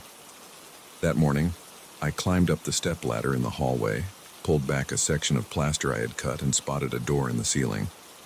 It was a flat wooden door, about 2 feet wide and maybe 3 feet long. It sat flush with the ceiling beams. I froze and stared at it for a few seconds. I knew that door had not been there before. The attic entrance was supposed to be in another area of the house, on the other side, with a fold-down ladder. I had used it a couple of times. This new door was something else. It had old hinges and a simple handle. It looked like a panel that someone had installed a long time ago. But I had never seen it, and it wasn't on the plans. I was confused. I ran a hand over the wood. The door felt rough. The hinges had a bit of rust. The handle was a simple piece of metal that curved out, not a modern fixture. It reminded me of something people used decades back. I tried to move it, to check if it was locked. It moved slightly, making a small scraping sound against the beams. I heard nothing else. The attic above me should have been empty except for insulation and old wiring. I wondered if I was mixing things up, if the blueprint had missed something. I decided to open it. I reached up and tugged the handle. The door stuck at first. I pulled harder and it made a crackling noise, like old paint or wood splitting slightly at the edges. Then it opened upward. I pushed it all the way. Dust fell into my eyes, and I squinted. I wiped my face on my sleeve. I lifted my work light up into the hole to see what was there. My light shone into an open space. It looked like an unfinished attic area, just joists and insulation. I couldn't see anything unusual at first. I leaned my head up through the opening. The space felt cramped, but it was large enough for a person to lie down. The roof beams were low. The insulation was old and discolored. I smelled stale air like a room that hadn't been opened in decades.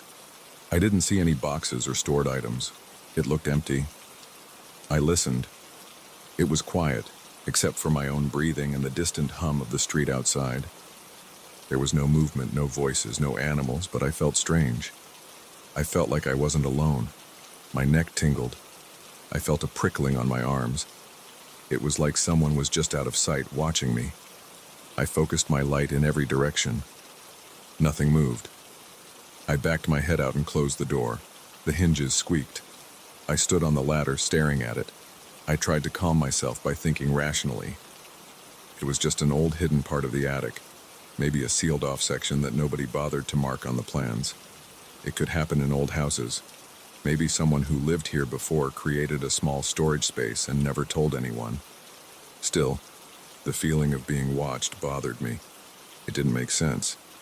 Maybe I was just spooked by discovering something unexpected. I climbed down and thought about what to do next. My arms felt tense. My stomach felt tight. I had no reason to go up there, but I also didn't want to ignore it. I decided I would finish my wiring job, close it up, and forget about it. I got back to work. I tried to concentrate on the wiring. My tools felt heavier than usual. My back hurt. I kept looking over my shoulder at that part of the ceiling. It was above the hallway near the old coat closet. I never noticed any hatch there before. I finished the wiring and put my tools away. In the late afternoon, I had some lunch. I tried to watch something on my phone to relax, but I kept thinking about that door. I felt uneasy inside the house now. It was too quiet. The air felt still, like there was no circulation. I opened some windows. I stood under the door again, looking up, trying to see if I had imagined it. It was still there. The outline of the door was clear. I grabbed the ladder and decided to look again, just to make sure there was nothing inside that I missed. I climbed up and opened it again. I held my flashlight firmly and inspected the space more carefully. I moved the light slowly across the beams, the insulation, the corners. I noticed some old nails sticking out of the wood. There was a piece of wood lying flat across two beams, maybe a plank someone had left behind. Nothing else was visible, but the feeling was back, stronger now. I felt my heart beating faster. My mouth was dry. My shoulders felt stiff. I spoke out loud, just to break the silence. I said something like, "Anyone here?" Obviously no one answered. My voice sounded strange up there. It felt like the sound got swallowed by the space. I got a chill. I pulled my head back down and shut the door. I locked it with a small latch I found on the side. It clicked into place. I climbed down and wiped sweat off my face. I told myself to keep calm. It was just an attic space. I would seal it off later, maybe tomorrow. I would put some drywall over it and pretend I never saw it. But I couldn't shake the idea that something was wrong. That evening, I tried to relax. I ate a sandwich and drank a beer. I walked around the house, checking my renovation progress. I still had a lot to do. I planned to paint the living room, fix the bathroom sink, and sand the bedroom floor. The house felt different now. I was on edge. I kept thinking I heard small noises like creaking boards or a soft tapping sound. Every time I listened closely, I heard nothing. I looked up at the ceiling a lot. I felt watched like eyes on my back. My stomach was in knots. I decided to sleep early and deal with it in the morning. At night, I woke up a few times. I thought I heard soft footsteps. I thought I heard a slight scraping above me. I lay still in bed, holding my breath, my heart beating fast. The sounds were faint. Maybe it was just the house settling. Old houses make noise. Still, my skin felt sweaty. I wanted to get up and check, but I didn't want to open that door again. I felt stupid and nervous. Eventually, I fell asleep again, but I slept lightly. In the morning, I decided to deal with it. I grabbed a crowbar and a piece of plywood. My plan was to close that door for good. I climbed the ladder, opened the door again, and peeked inside one last time. Everything looked the same as before. Nothing had changed. There was no sign that anyone had been there. I still felt that uneasy tension in my chest. My mouth tasted bitter. My hands were sweaty, and my grip on the ladder was tight. I shut the door and screwed the plywood over it, sealing it shut from below.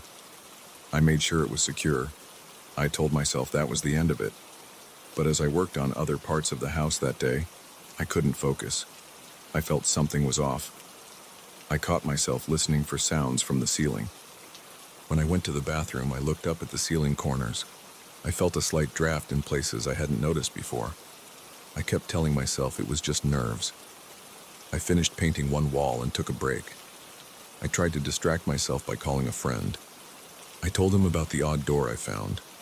I didn't mention the feeling of being watched. I just said it was strange to find a hidden attic hatch. He said old houses have weird features sometimes, that maybe someone built it and never documented it. We talked about normal stuff, and that helped for a while. But when I hung up, the house was silent again, and that tension returned. Late in the afternoon, I heard a soft tap. I froze. I stood in the hallway, listening. The sound came from above. I stared at the plywood I had installed. I listened, holding my breath. Another tap. It was faint, like a fingertip against wood. I backed away. My chest felt tight. My neck muscles were stiff. My pulse pounded in my ears. I tried to think of a reason for the sound. Maybe something was expanding with the heat, or maybe a branch outside was brushing against something. But there were no branches near that part of the house. I turned on music. I tried to ignore it. Later, I went outside and walked around. I stared up at the roof. It looked normal. No new vents, no obvious changes. I came back inside, had a quick dinner, and tried not to look at that part of the ceiling. But I felt it. I felt like there were eyes on me whenever I passed under it. The air felt colder beneath the sealed door. My throat felt dry. I drank water. I clenched and unclenched my fists. I was tense and I didn't know why. That night was worse. I woke up sweating. I heard a soft scraping sound. I sat up in bed. It came from the hallway. My heart hammered in my chest. I got up and turned on the light. My legs felt heavy. I walked to the hallway. The plywood was still in place, but it looked slightly different. One corner seemed to have lifted by a fraction of an inch. I couldn't be sure. I ran my finger along the edge. It seemed tight. Maybe I was imagining it. I stood there for a long time, just staring. My hands were shaking a bit. I breathed through my nose, trying to stay calm. I couldn't hear anything now, but I could feel something. The house felt charged, like the air before a thunderstorm. I decided I would not stay quiet any longer. I spoke out loud again, just firmly. "Stop." I said it without shouting, just clearly. The silence continued. I rubbed my face, feeling the stubble on my jaw, feeling sweat on my forehead. I went back to bed, but I didn't sleep well. The next morning, I checked the plywood again. It was still intact, but I noticed a thin crack in the ceiling plaster around it. A hairline crack, barely visible. I knew I didn't cause that crack. I had been careful. I touched it. The plaster felt cold. I pressed my ear against the wood. I heard nothing. I spent most of the day finishing other parts of the renovation. I tried not to think about it, but every time I passed the hallway, I felt that tension. I felt my neck muscles tighten and my stomach clench. In the afternoon, I decided to try something else. I set up a chair in the hallway and placed my phone on it with the camera recording. I aimed it at the plywood. I wanted to see if something moved or changed when I wasn't looking. I let it record for about an hour while I worked in another room. When I came back, I checked the footage. Nothing seemed to move, but I noticed a strange moment where the light in the hallway flickered slightly. I couldn't tell if it was the camera adjusting. Nothing else happened. Still, I felt uneasy. I tried to work on the living room walls. The paint smelled strong and my hands were covered in dust and dried paint. I kept checking the time, waiting for evening. When night fell, I locked all the doors and windows. I turned off the lights and listened. I could hear my heart beating. I waited in the hallway for a long time, standing quietly. Nothing happened. Eventually, I got tired and went to bed. I couldn't sleep well. I woke up sweating again and checked the hallway repeatedly. Nothing changed, but I still felt that presence. Over the next few days, I tried to ignore it. I kept busy with the renovation. I patched holes. I installed fixtures. I moved furniture. I listened to loud music. I tried to pretend it was all in my head. But every night I felt that tension in the hallway. I tried sleeping with earplugs. I tried closing all the doors between my bedroom and that hallway. I tried turning on a fan to mask the silence. None of that helped. The feeling was always there when I stepped into that part of the house. I never saw anything. I never found footprints or claw marks. No one got hurt. No one else came by except for a friend who helped me move some heavy furniture once. He never said he felt anything strange. He didn't notice the sealed door in the ceiling. I didn't tell him about it. I didn't want to sound crazy. Eventually, I decided to leave that part of the house alone. I finished the other rooms. I moved my bedroom to the opposite side of the house. I avoided the hallway at night. I left the plywood where it was, sealed tight. I never opened it again. I tried to accept the situation. I felt watched, but nothing ever happened beyond that feeling and the occasional tapping sound. I learned to live with it. I kept myself busy and stayed out of that area as much as possible. When the renovations were mostly done, I placed a piece of furniture right under that sealed door so I wouldn't have to look directly at it. A tall bookshelf blocked the view. I rarely stood in that exact spot anymore. Sometimes I thought I heard soft sounds, but I never investigated further. I tried to keep my mind focused on practical tasks. It has been a while now, and the feeling hasn't gone away completely, but it's weaker. I guess I got used to it. I still know there's something off about that hidden attic space. I still feel eyes on me sometimes when I'm not paying attention. But I just keep moving and get on with my day. The door is sealed. Nothing comes out. I have no proof that anything is there. It's just an empty attic, old wood and dust. But I remember how I felt up there. I know I'm not alone, even if I can't see anyone. I don't have a grand explanation. I don't plan to call experts or rip the ceiling open again. I'm done with that. The house is mine now, and I'll live with whatever that presence is. It never touched me or harmed me. It just watches, silently, from behind that old plywood. I accept that. I keep my head down and do my work. And if I feel eyes on me, I just move along. I have no other choice.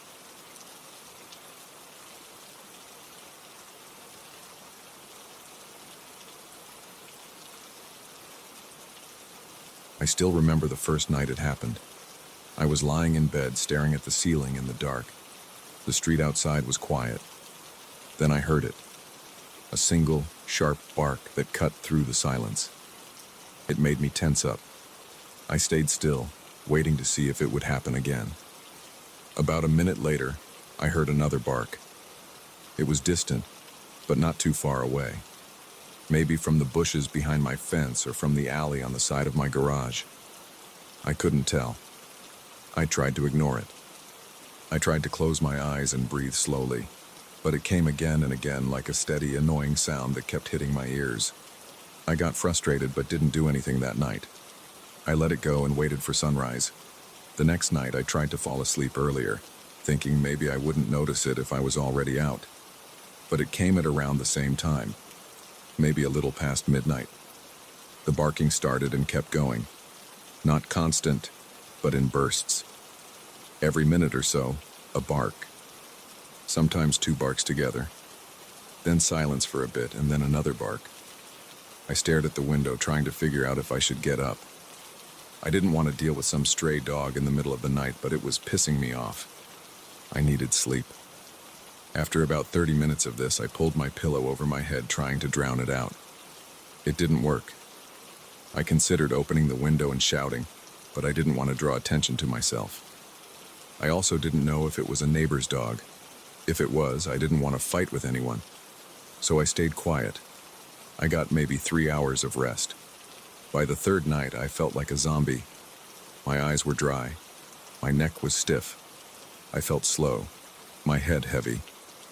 That night, I tried to stay up on purpose, sitting in the dark, waiting for the barking to start. It came again. I got up and walked to the kitchen. I opened the back door a crack, listening. The bark sounded nearby, like it was right behind my wooden fence or maybe around the corner of my small shed. I grabbed a flashlight from a drawer. I listened more. Silence. Then another bark. It sounded off to the left. I stepped out onto the small concrete step behind my back door. It was cold. I felt a chill on my bare arms. I had only a t-shirt and sweatpants on. I pointed the flashlight toward the fence line. I saw nothing. I turned it off and waited. The bark sounded again. It sounded like a dog, but also not quite right. Something about its tone was off. It was low and had a rough sound that made me uneasy. I stepped back inside, locked the door, and sat in the kitchen until sunrise. I got maybe 2 hours of sleep after that. By the fourth night, I had had enough. I decided I would go outside and look around, even if I had to crawl under bushes. I prepared earlier in the evening. I put on jeans, boots, a jacket with plenty of pockets, and I carried a good flashlight. I waited until the barking started. When I heard it, I moved quietly. I tried not to make noise with the doors or the fence gate. I went into my backyard, scanning slowly with the flashlight off at first. I stood there for a long moment.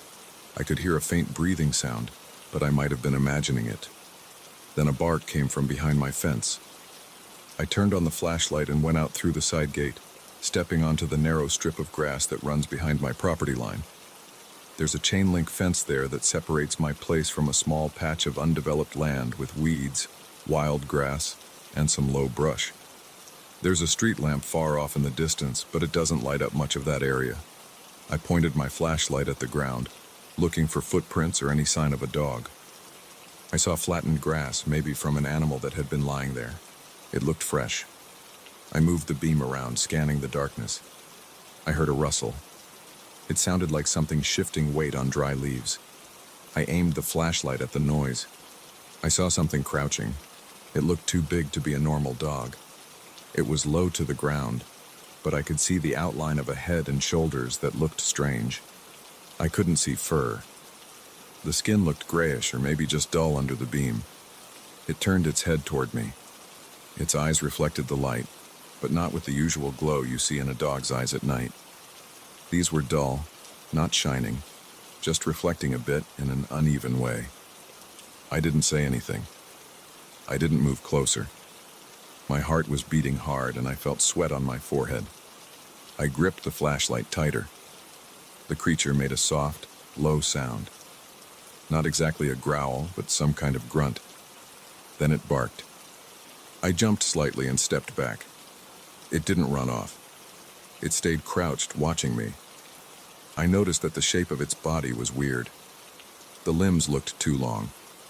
The back legs were bent at an odd angle. I tried to focus the light more directly, but the creature moved. It kind of slid sideways, still low to the ground. Then it disappeared behind a clump of tall grass. I stood there for a minute or two, listening. I could hear distant traffic, the hum of a street lamp, and my own breathing. I heard no more barks. Eventually, I turned off my flashlight and walked back to my yard. I locked the gate behind me, went inside, and sat in my living room, feeling unsettled. I didn't know what I had seen. It was not a normal stray dog. It was something else. But I had no idea what to do about it. The next day, I tried to focus on work. I drank a lot of coffee. I couldn't stop thinking about that thing. I had the urge to tell someone, but I didn't know who. I worried people would laugh or think I was losing it. I ended up not telling anyone. I told myself that maybe it was just a weird-looking dog, maybe sick or injured. Maybe I saw it at a bad angle. But deep down, I knew it wasn't right. That night, I turned off all the lights in the house and waited in the dark. I sat on the floor near my back door, my ear against the thin wood, listening. Around the same time, the barking started again. This time, I jumped up and grabbed my flashlight and a large, heavy wrench I kept on a shelf. I went outside and crept along the fence line again, careful not to make much noise. I heard rustling again, and this time I shone the flashlight immediately into the brush. I saw movement, but I couldn't get a good look. I tried to approach the fence, and the creature stood up slightly. It kind of rose on its back legs for a moment, then dropped down again. It was definitely not a normal animal. The shape was wrong. The front limbs seemed too long, and the head was strange. I caught a glimpse of a face that was flat and pale. The mouth opened, and I saw teeth. They looked sharp. The creature barked again, but it sounded forced, like it knew what a bark should sound like, but couldn't quite do it right. I stood there, heart pounding, gripping the wrench. I didn't dare climb the fence or get too close. The creature paced a bit behind the grass. I could see its outline shifting. It breathed heavily, making a steady rasping sound. I noticed a smell, kind of like damp earth and old leaves, but also a hint of something else, maybe a faint rotten odor. I wanted to leave, but I also wanted to see more, to know what it was. I stepped closer, shining the flashlight right at it. The creature flinched at the light and backed off a few steps. I could see something like loose skin on its neck or maybe uneven patches of fur. It opened its mouth again, showing teeth, and let out a short, sharp bark. I took another step forward, and it moved quickly to the side and vanished into the darkness. I heard it push through some bushes, and then I heard nothing. I went back inside, locked the door, and sat down. I was shaking a bit. My throat felt dry. I poured some tap water into a glass and drank it slowly. My heart was still going fast. I didn't know what to call that thing. It looked like some messed up animal, but not like anything normal. Its barking sounded fake, like it was imitating a dog. Why would it hang around here every night? I wondered if it was looking for something. Maybe food. Maybe it just wandered in from the wild land beyond the lots. I had never heard about strange animals around here, though. It was a pretty ordinary place with mostly small homes and fenced yards. Over the next few nights, I tried different strategies. I tried staying completely silent, just peeking out through a gap in the fence. I caught a glimpse of it from behind once. I saw its back. It had a hunched spine and patches of thin, dark hair. The rest of its body looked pale.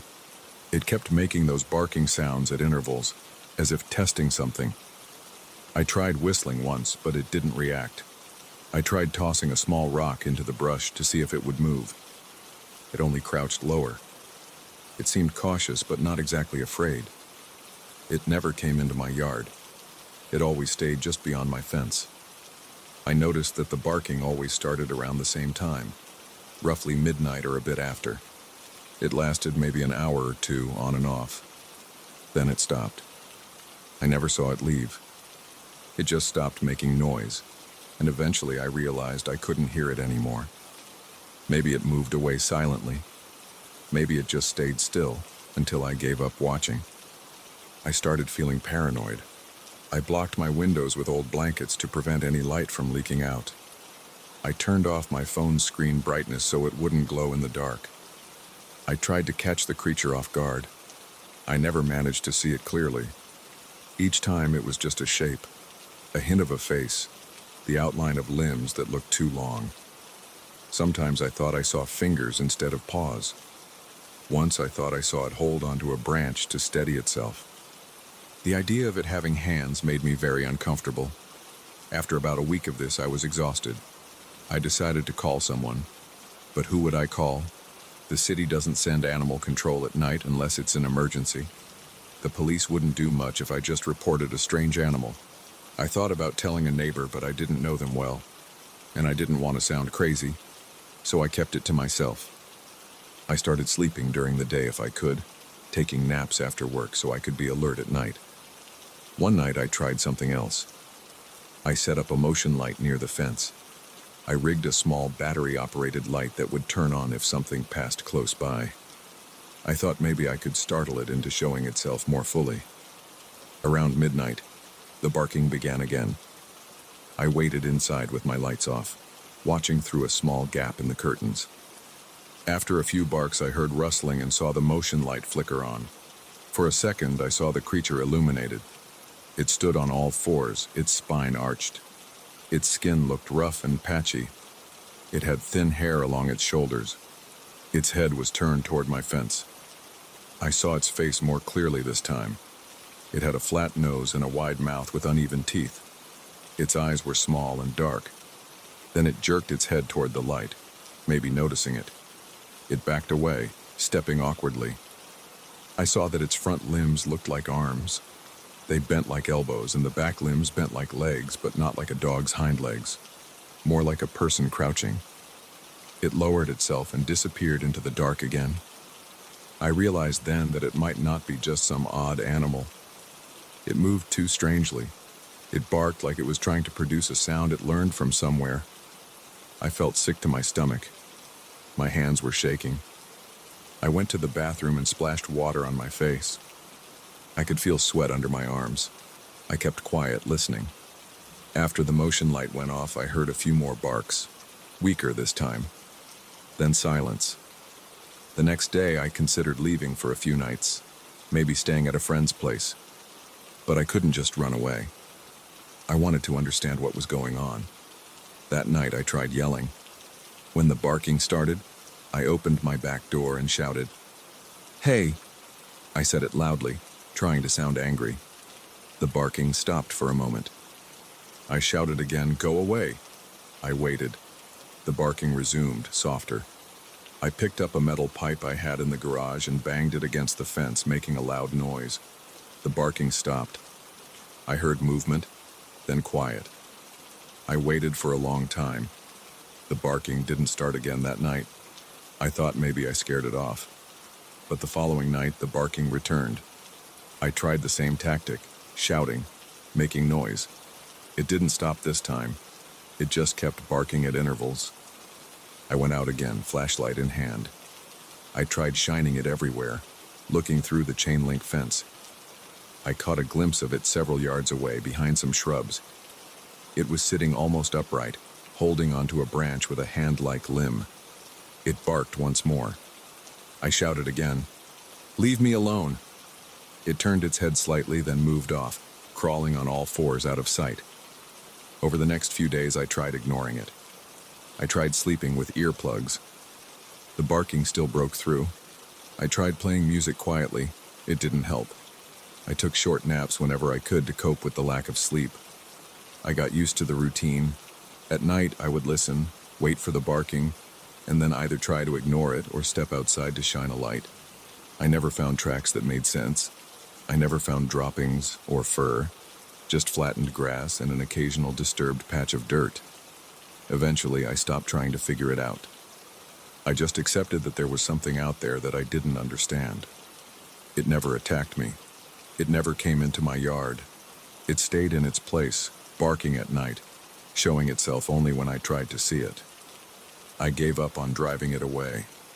The barking kept coming every night, and I learned to sleep in short bursts or just endure the fatigue. I still think about what it might be, but I have no proof of anything. I only have those nighttime encounters, the smell of damp earth, the sight of that hunched shape, the sound of that strange forced bark. I don't know what it wants. I don't know why it chose my fence line. I just know it's out there, and I can't stop it. So I keep my flashlight close, lock my doors, and wait for sunrise, night after night.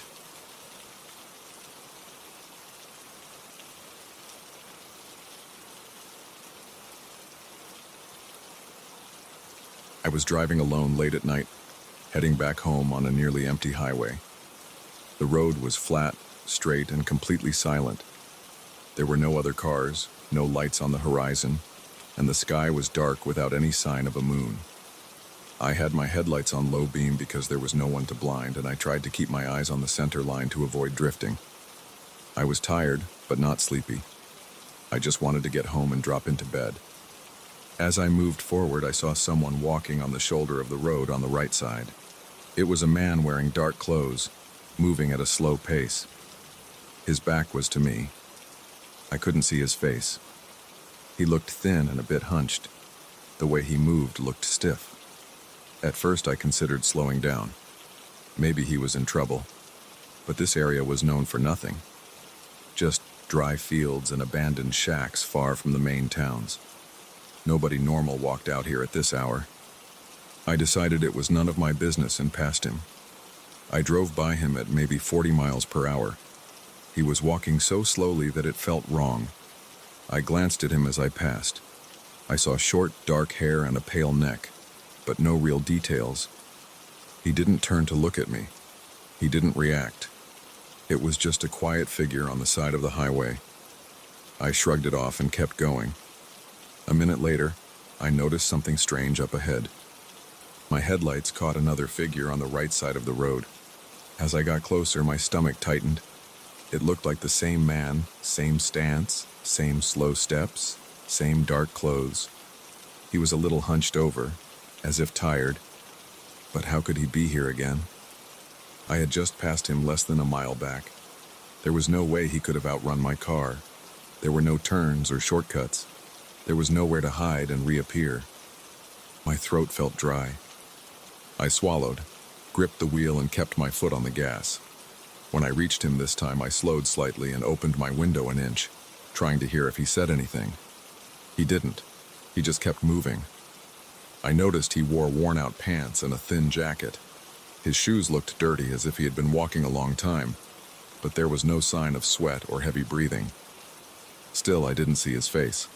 I only saw the back of his head, his short, dark hair, and the back of his jacket. I passed him again and sped up, going at least 50 miles per hour. I kept checking my mirrors. Nothing behind me. Nothing on the fields around. I turned on the radio for comfort, but there was no reception. Just static. So I turned it off and listened to the hum of the engine. My heart was beating faster than normal. I wiped my forehead with my sleeve, noticing I was sweating a bit even though it wasn't hot. I tried to be logical. Maybe I was imagining things. Maybe the first man and the second man were different people. Maybe it was some weird coincidence. I tried to calm down and focus on the road, but a few minutes later, I saw him again. The same posture, same slow steps, a head on the shoulder. I pressed the brakes hard, slowing the car down to a crawl. I could feel a heaviness in my stomach. My breathing got shallow. I wanted to turn around and go back, but where would I go? The nearest town was behind me by several miles. The next one ahead was even farther. I was stuck. There was only this empty stretch of road and this strange man appearing again and again. This time I stopped the car about 20 feet behind him. I left the engine running and clicked on my hazard lights, hoping that maybe he would notice me. I leaned out the window and called out, "Hey!" My voice sounded shaky. I waited, but he didn't turn around. He kept walking. His shoulders moved slightly with each step, but nothing else changed. I got out of the car. My legs felt stiff and my hands were shaking a bit. I took a few steps toward him. The gravel on the shoulder crunched under my shoes. I could smell dust in the air. I called out again, "Hey man, what's going on?" No answer. I walked closer. My heart was pounding, and I could feel sweat on my back. I stopped about 6 feet behind him. He kept moving at the same slow pace. I could see his jacket was old and torn near the bottom. I saw a tiny tear on the right shoulder. His hair was short and neat, but it didn't look styled. I reached out and said, "Dude, can you hear me?" Still nothing. I considered touching him, but something held me back. I felt a heaviness in my arms and a cold feeling in my chest. Instead, I stepped back. I moved around and tried to see his face from the side as I walked backward. But as soon as I tried to get a diagonal view, he seemed to angle himself so I never got a good look. I stumbled back to the car, keeping my eyes on him. I got in, locked the doors, and sat there breathing hard. He just kept walking ahead, slowly, steadily. I didn't know what else to do. I didn't have cell service out here, so calling anyone was pointless. I told myself to just drive around him again and keep going. Maybe he would vanish at some point. I pulled back onto the road and passed him once more. I didn't look at him this time. I faced forward and pressed the accelerator. My car felt safe. The tires hummed on the asphalt, and my headlights illuminated the nothingness ahead. The night was quiet except for my engine. I checked the rear-view mirror. I saw him shrinking into the distance behind me. After a while, he was gone from sight. I kept going. 10 minutes later, my jaw clenched. Up ahead, I saw a figure again. It was him. There was no doubt.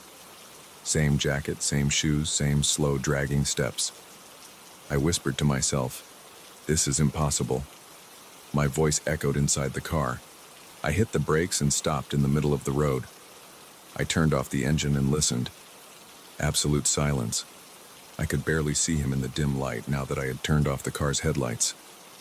I turned them back on, and he was still there, about 50 feet ahead. I felt a wave of panic in my chest. I noticed my hands shaking more. My forehead was damp. I wiped it and took deep breaths. I thought about turning around and going back the way I came, even if it meant a much longer drive home. I backed up the car, feeling the tension in my shoulders. I made a U-turn carefully. The headlights swept across the empty fields. When I was facing the opposite direction, I pressed the gas pedal and headed back. The idea was to get away from whatever this was. I drove for maybe 5 minutes, feeling a bit calmer as I moved in the opposite direction. The road behind me looked identical. Asphalt, shoulder, empty fields. But then my heart sank again. In the distance, my headlights revealed a figure walking on the shoulder. It was him again. Now he was ahead of me on the same side of the road, walking away from me. Somehow he was blocking both directions. I slammed the brakes and my tires squealed. I cursed under my breath. I wanted to scream, but I held it in. I moved slowly forward. He never turned around. He never changed pace. It was like he was stuck in a loop. I tried honking the horn this time. The sound was sharp and loud. It hurt my ears in the silence. He didn't react at all. I honked again, longer. Still nothing. He just kept moving. I pressed the horn and held it down. The sound filled my car and the empty surroundings, but he ignored it completely. I let go of the horn and felt my heart beating too fast. I was breathing through my mouth, my throat dry. I considered getting out again, but I was afraid. I felt a tightness in my chest and a strange tension in my legs. My head felt hot. My palms were damp on the wheel. I checked the glove compartment. I didn't have anything useful. No weapon, no flashlight besides the one on my phone. No phone signal anyway. Just me and this never-ending figure. I decided to drive past him again, this time swerving into the left lane to keep maximum distance. As I rolled past, I tried again to see his face. I leaned over the passenger seat, keeping one hand on the wheel. But all I got was a glimpse of a pale cheek and maybe the edge of an ear. He kept his head angled down and forward. It felt like he was avoiding my gaze. I drove on. I forced myself to keep going and ignore him. I told myself to treat him like a hallucination. Just keep driving until I reached a real town with a gas station or a diner, something with people. I would find help there. I would ask them to come back with me. I would show them. They would see it too. Or maybe they wouldn't. And I would find out I was losing my mind. But at least I would not be alone. The miles ticked by slowly. The darkness was oppressive. I turned on the car's interior light for a moment, just to see my own face in the rearview mirror.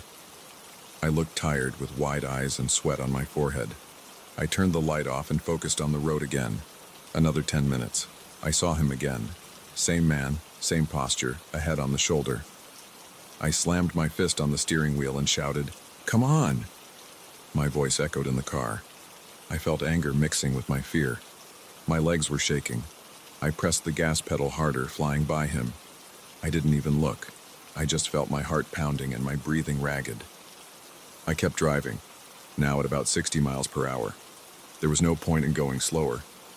He would appear no matter what. I saw him again after what felt like another eternity on that empty road. The same spot on the shoulder. The same slow steps. I gripped the steering wheel so hard my knuckles hurt. This time I didn't slow down. I rolled down my window all the way, and as I passed I screamed, "Who the hell are you?" My voice broke a bit at the end. No answer. No reaction. I kept going. I started to notice that every few minutes he would appear. Each time he looked exactly the same. Nothing changed about him. His clothes were always the same. His steps were always the same. He never got tired. He never sped up. He never slowed down. It was like a loop. I thought about stopping and waiting for daylight, but that might take hours. And I didn't want to be stuck here with him. I thought about leaving the car and walking into the fields, but I had no idea what was out there. Just darkness and silence. No lights anywhere. No houses, no signs, no nothing. I tried turning on the radio again, hoping to catch any signal, any human voice. Nothing. Just static. I tried my phone one more time. No signal. The battery was still okay, but it didn't matter. I was isolated. I drove back and forth a few times, testing something. I would go forward until I saw him. Then I would turn around and drive back until I saw him again. No matter which way I went, he was always ahead of me, always walking in the same direction I was driving, always ignoring me. After an hour of this madness, I felt exhausted. My shoulders ached from tension. My eyes burned from staring into the darkness. My heart still beat fast, and my mouth felt dry. I tried to drink some water from a bottle I had on the passenger seat. It was warm and stale, but it helped a bit. Eventually, I decided to try something else. I pulled over, got out of the car, and walked toward him again. This time, I had my phone flashlight on. He was about 30 feet ahead. I approached slowly, shining the light on his back. His jacket looked brown under the beam. I noticed dust on his shoulders and small stains on his pants. I listened hard, trying to hear breathing or footsteps. All I heard was a faint shuffle as his shoes touched the ground. I moved closer, my heart pounding in my ears. I lifted the flashlight and tried to step to the side to see his face. I moved quickly. For a split second, I saw part of his cheek and his eye. His eye looked normal. Just an eye. Brown, I think. But the moment I tried to get a full look, he seemed to shift position smoothly. I stumbled back, losing my footing for a second. He kept walking away. I reached out with my hand and tried to grab his shoulder. My fingers touched fabric for a moment. It felt like a normal jacket, rough and worn, but as soon as I closed my hand, there was nothing there. It felt like he slipped forward just enough that I missed. I tried again. I lunged toward him, my arm outstretched. I ended up grabbing empty air and almost fell forward. My heart pounded. I felt my chest tightening. My breathing was shallow and fast. I turned around and ran back to the car. I slammed the door and locked it. I looked in the rearview mirror and saw nothing behind me. I turned my head forward, and there he was again, ahead on the road, still walking away. I didn't know what else to do. I felt trapped. My body was tired. My mind was racing. I pushed the gas pedal and drove toward him one more time. As I got closer, I turned the wheel and tried to go around him on the left. He stayed on the shoulder. I passed him and kept going. For the next hour, I just kept driving. He appeared at intervals, always ahead. I passed him again and again. I tried not to look at him. I focused on the road lines, on my speedometer, on the feeling of the wheel in my hands. I just kept moving forward, hoping something would change. Then, after what felt like a long time, I noticed the sky was getting slightly lighter. Dawn was coming. The darkness was lifting. I didn't see him again. As the faint light spread over the fields, I realized that the shoulder ahead was empty. No one was there. I kept driving and soon I saw a distant building. It looked like a small gas station or maybe a rest stop. I pressed the accelerator, my hands trembling on the wheel. When I finally reached that building, the sun was just below the horizon, and the emptiness of the night was gone. I parked and got out. My legs were stiff, and my body felt drained. The place was run down, but it had a working phone inside. I called a friend to come get me. I didn't say much about what happened. I just waited by my car, checking the road. Nobody was there. It was quiet and empty again. I never figured out who that man was or how he kept getting ahead of me. But I didn't see him again, and I never took that route alone at night after that. I didn't need answers. I was just relieved it was over.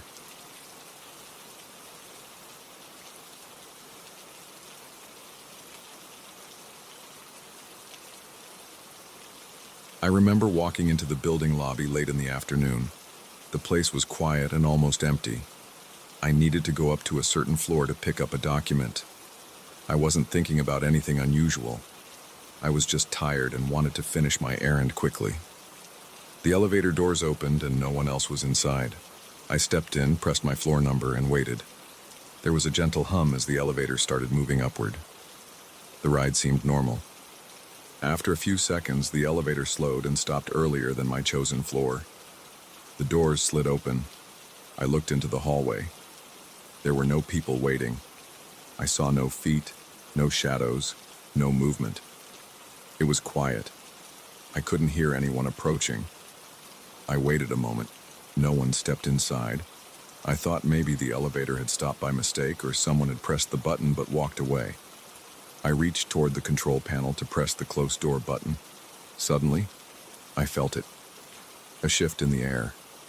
A slight movement inside the elevator. The kind of feeling you get when someone steps past you, their body displacing the air. I heard no footsteps, no breathing, nothing. But it felt as if another person had just entered. It was like the weight of the room changed. I couldn't see anyone. The hallway still looked empty. The doors closed on their own. I felt my stomach tighten. I looked around inside the elevator. Just me and empty space. The walls, the buttons, the overhead lights, my reflection on the brushed metal surface. Nothing else. I stood there, uncertain. Maybe it was my imagination.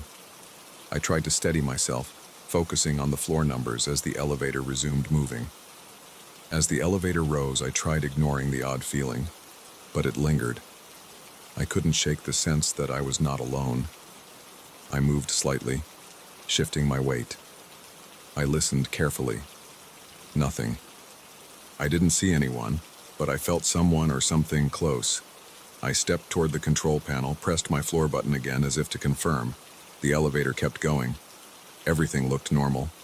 The panel lit up as expected. Then, the elevator stopped again at another floor. The doors opened.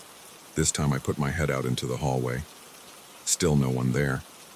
I called out, "Hello?" No response. I listened for footsteps. Silence. Suddenly, as I tried to step back inside, I felt pressure. Something blocked my path. It felt like a person standing in the doorway. But I saw no one. I moved my arm through the space. My arm stopped against something solid, yet invisible. I could feel fabric like clothing. I could feel resistance. But my eyes saw only empty air. I panicked and tried stepping back. The presence moved inside with me, forcing me away from the doorway.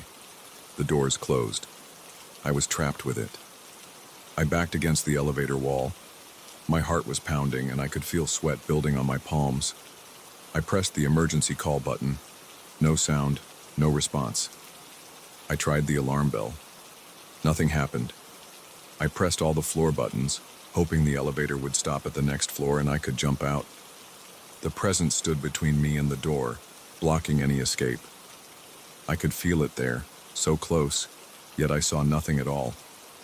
I tried talking. "Who are you? What do you want?" No reply. I reached out carefully. My hand touched something like a shoulder. It felt solid. I tried pushing it. It pushed back, harder. I stepped to the side, trying to slip past it. I felt an arm or something pressing into my chest, shoving me back toward the rear wall. I stumbled and nearly fell. I tried pressing the open door button again, over and over. The elevator ignored me. It continued moving, but I couldn't tell if we were going up or down. My stomach felt heavy and my breathing was shallow. I tried yelling for help. My voice sounded desperate and loud in the cramped space. No one answered. The presence remained silent. I swung my arm through the air, hoping to hit something. I made contact with what felt like a torso.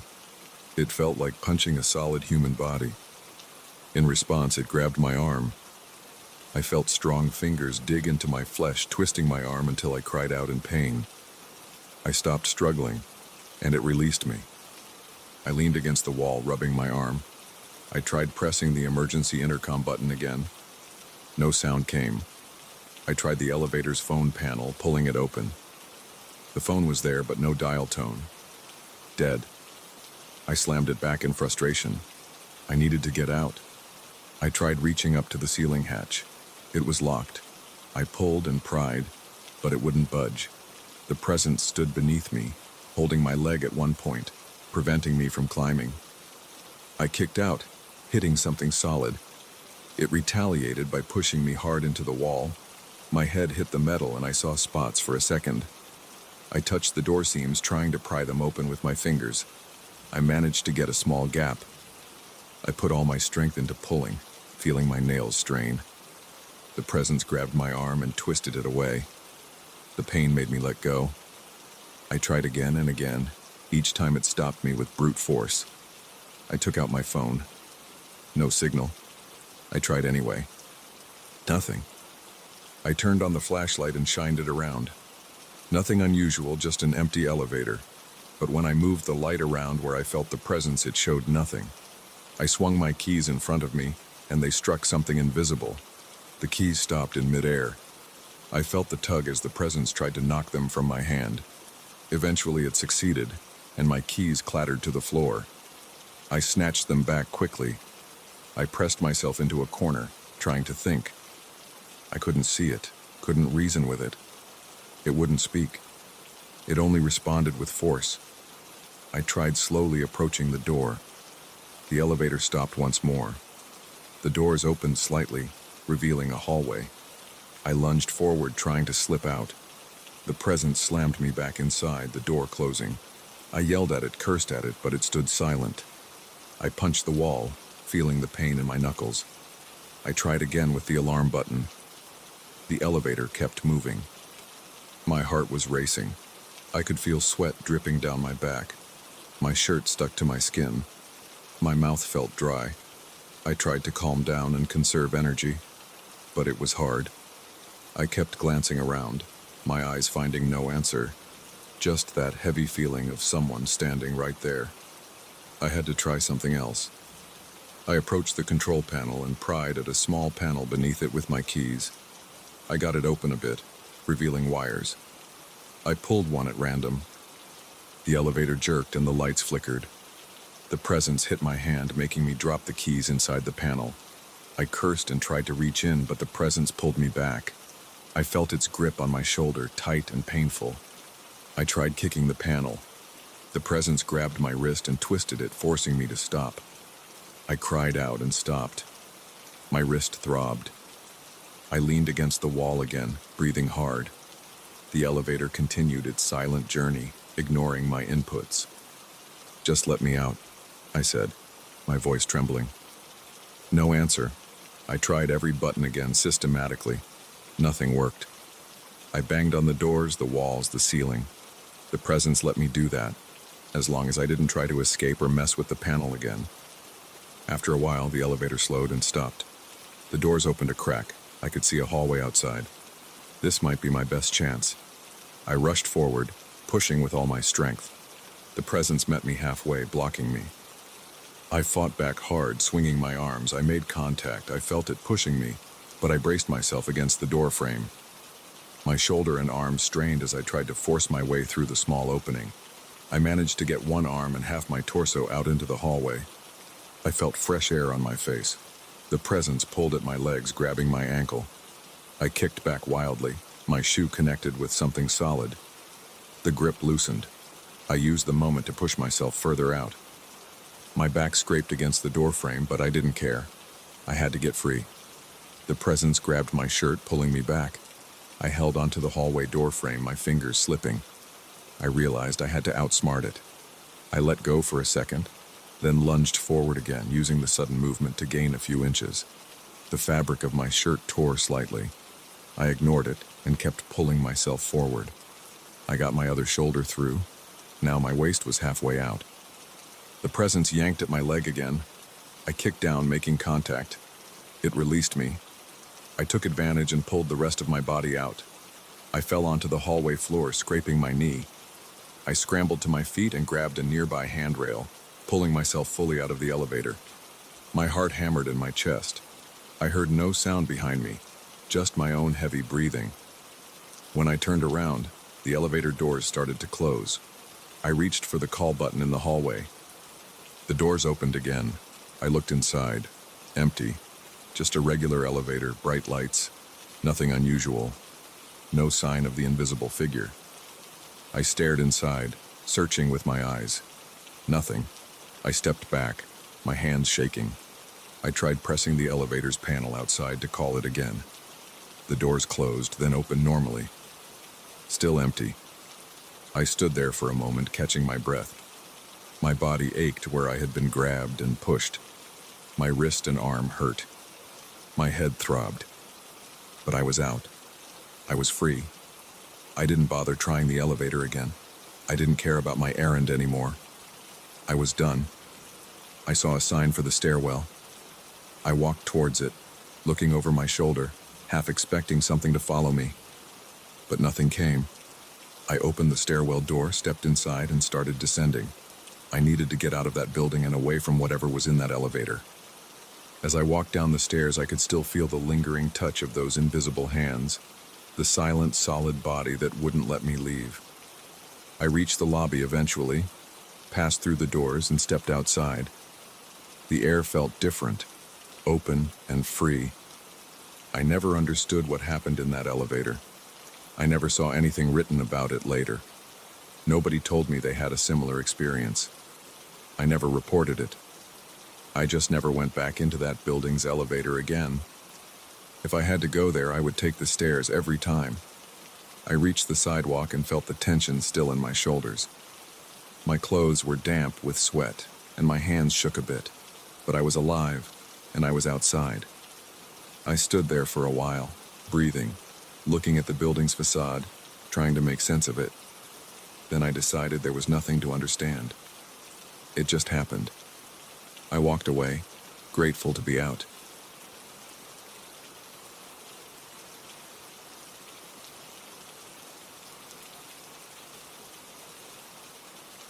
I was sitting at my desk in the small room I use as an office. It was late, probably around 2 in the morning, maybe a bit later. I had all the lights on because I hate working in dim light, and I had my laptop open with some documents scattered around the table. My back was to the window. I had not bothered to close the blinds because I usually don't see anything outside at that hour. There are no streetlights right behind my house. There are just a few shrubs and some fencing. It's mostly just darkness out there. But that night I glanced at the window when I leaned back in my chair. I saw my reflection, and I saw someone else's reflection behind me. Someone or something that looked humanoid. I froze. My heart started beating harder. I turned around right away. There was no one there. The room was empty. I looked at the chair behind me. It was just a chair. There were some boxes in the corner, but no person there. I looked under the table, behind the door, even though that made no sense. Nothing. Then I looked back at the window. The figure was still there. It was right behind me in the reflection. It looked like a person-shaped shadow standing completely still. I saw no face. It was like a dark outline, taller than me, maybe by a few inches. I stared at it. I tried to make out more details. I couldn't see any clothes, hair, or features. just a form that resembled a human body. The shoulders, the head, the way it stood, it looked solid and not like some random shape. I could see my own reflection clearly. I could see my desk, my chair, and behind me, that figure. Yet when I turned around, I saw nothing. I stood up, feeling uneasy. My mouth felt dry. I walked closer to the window, facing it head-on. I tried to line myself up with my reflection. The figure in the reflection did not move. It stayed right behind where I would be if I sat down. I put my hand on the glass. It felt cold. I tried to see if maybe there was something stuck to the outside of the window. I couldn't see anything out there. I looked at the reflection again. The figure was still there. I felt this tightness in my chest. I took a deep breath. I told myself to calm down. There had to be an explanation. I turned around again, slowly this time, making sure I wasn't missing anything. The room was quiet.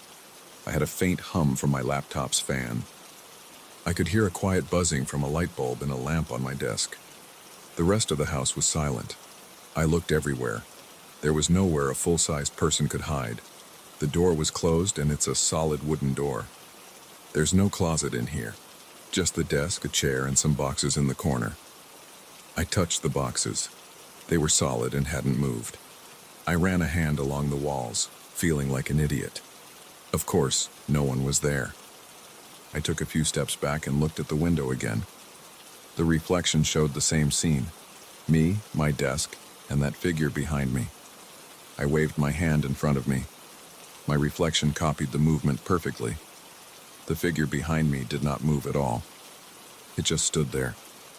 I tried stepping sideways to the left and right to see if the figure would shift. It stayed in the same place relative to me, always behind me, a bit off to one side. It was like it was watching me, but I couldn't see its eyes or face. I decided to turn off the light for a moment just to see what happened. I found the switch on the wall and flicked it off. The room went dark except for the faint light from the laptop screen. I let my eyes adjust. In the darkness, I could still see a bit of my reflection because of the laptop's glow. The figure was still there, a darker shape in the background. I flicked the light back on, now feeling a bit sick to my stomach. I stood there for a minute, unsure of what to do. I thought about grabbing my phone and taking a picture. Maybe it was some weird reflection of something outside. I unlocked my phone and aimed the camera at the window. I tried to focus the camera on the glass. I snapped a few pictures. I looked at them on my phone's screen. I could see my reflection and the window frame. I didn't see the figure in the photos. It wasn't showing up in the pictures. I took more photos at different angles. The figure never appeared, but I could still see it with my own eyes. Every time I looked at the window, it was there, in the reflection. I felt my heart thumping in my chest. My palms were sweaty. I wiped them on my pants. I started to breathe through my mouth. I tried to stay calm. I thought maybe I should leave the room, go to another part of the house.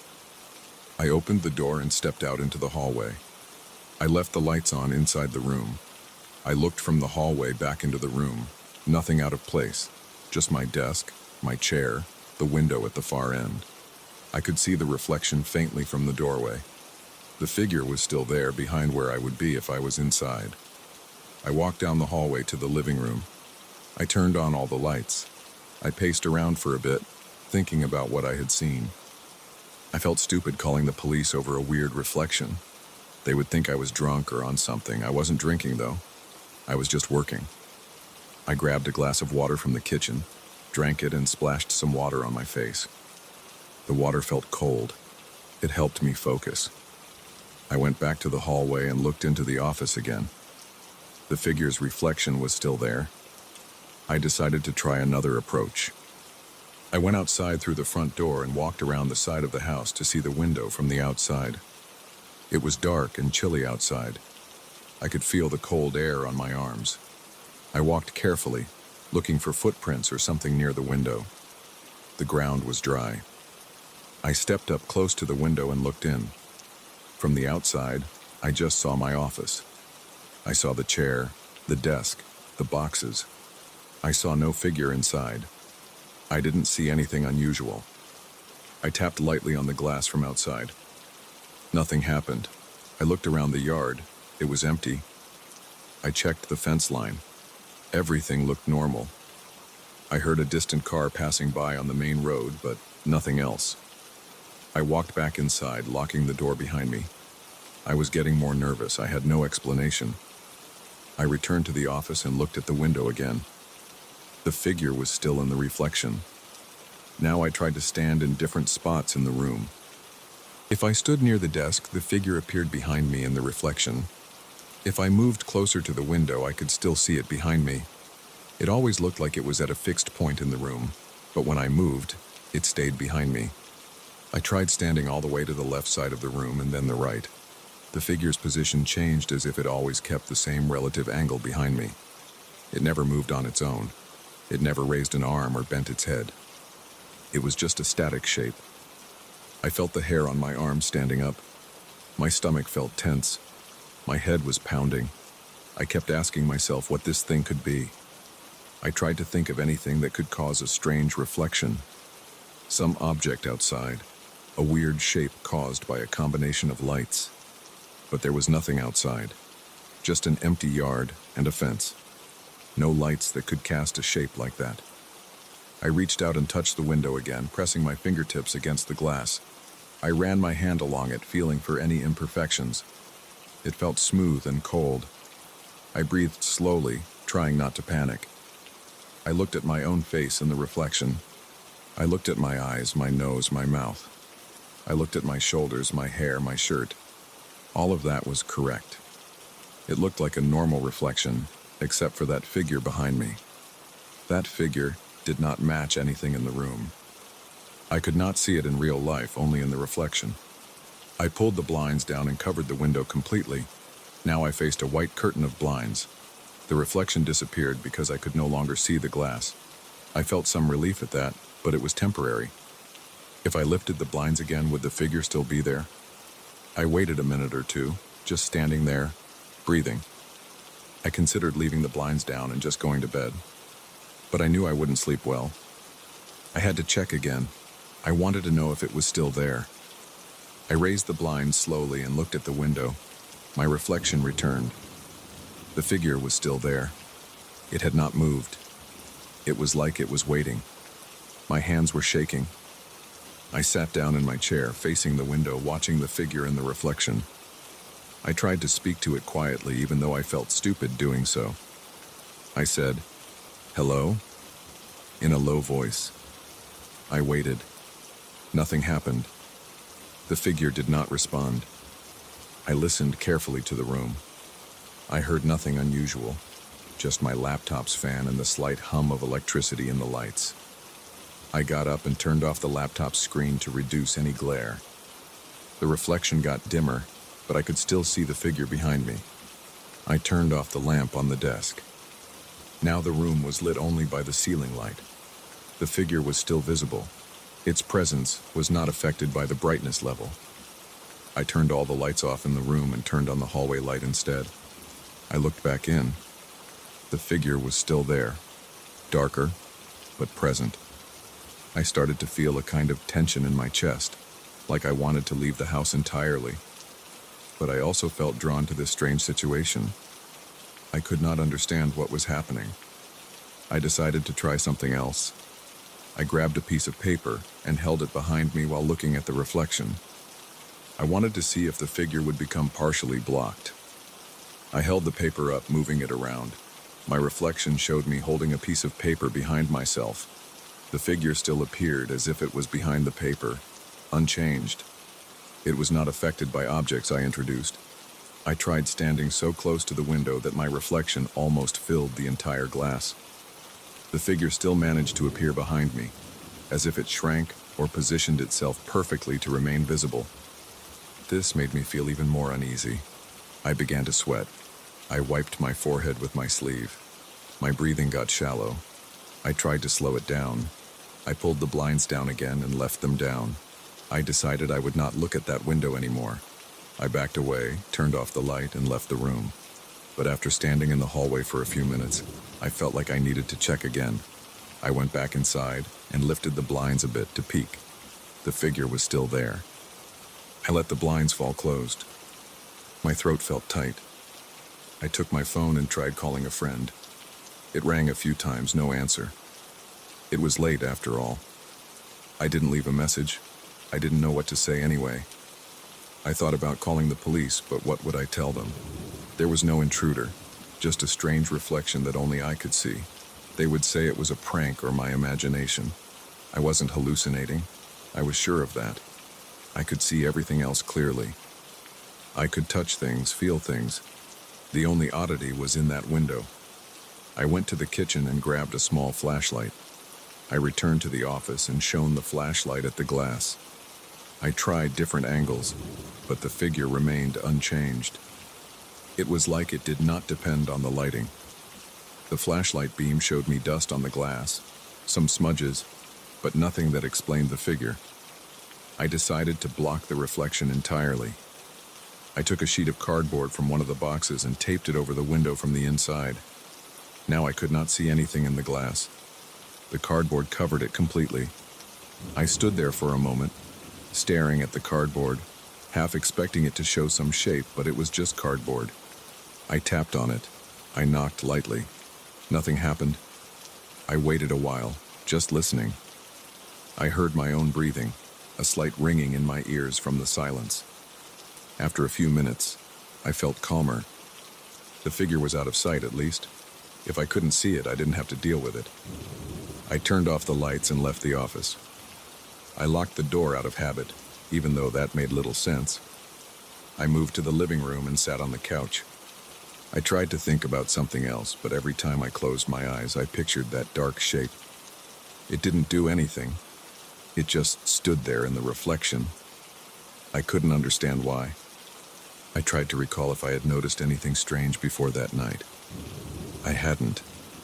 Everything seemed normal until I looked at that window. I considered sleeping in the living room. It was late, and I was tired, but I knew I wouldn't sleep easily. My mind kept going back to that figure. It hadn't made any noise or tried to touch me. It was just there, staring at me from the reflection. I wondered if it would still be there the next day. What if it disappeared by morning? I got up and went back to the office door. I listened at the door. Nothing. I opened it and turned on the light. The cardboard still covered the window. I stood in front of it, hesitating. Then I slowly removed the tape and took the cardboard down. I looked at the glass again. My reflection came into view. Behind me, the figure was still there, unchanged. I let out a shaky breath. The figure didn't leave. It didn't do anything. It just waited. I felt sweat trickling down my back. My eyes were dry from staring so long. I lowered the blinds and put the cardboard back up. I left the room and closed the door. I decided that I would not look at it anymore tonight. I would wait until morning and see if something changed. For now, I just wanted to sit in the living room, leave the TV on for some noise, and try to calm down. I walked to the living room, turned on the TV, and turned the volume to a low level. I sat on the couch and tried to listen to the quiet sound. I tried not to think too much. I kept feeling that tightness in my chest. I tapped my foot on the floor, trying to release some tension. After a while, I got up to get another glass of water. My throat was still dry. I drank slowly. The kitchen felt safe. It was quiet, and there were no windows facing that side. I stood there, leaning against the counter. I could feel my heartbeat slowing a bit, but my mind was still racing. I looked at the clock. It was close to 3 in the morning. I decided not to go back to the office for the rest of the night. I turned off a few lights, leaving only the living room lamp on. I lay down on the couch with my phone in my hand, just in case. I thought about calling someone again, but it was too late. I just lay there, listening to the quiet sounds of the house, waiting for morning. I knew that behind that closed office door, covered by cardboard and blinds, the window reflection still had that figure. I couldn't explain it. I couldn't get rid of it. I could only wait and see what happened next.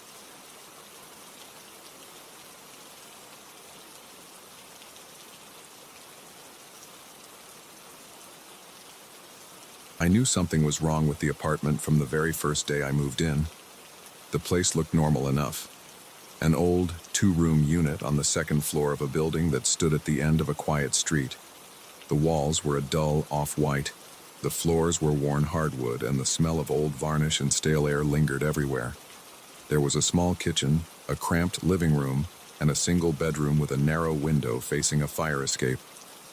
Outside that window, I could see the brick wall of the next building over, which was about 4 feet away. The bathroom was small and had an old toilet with a chain flush.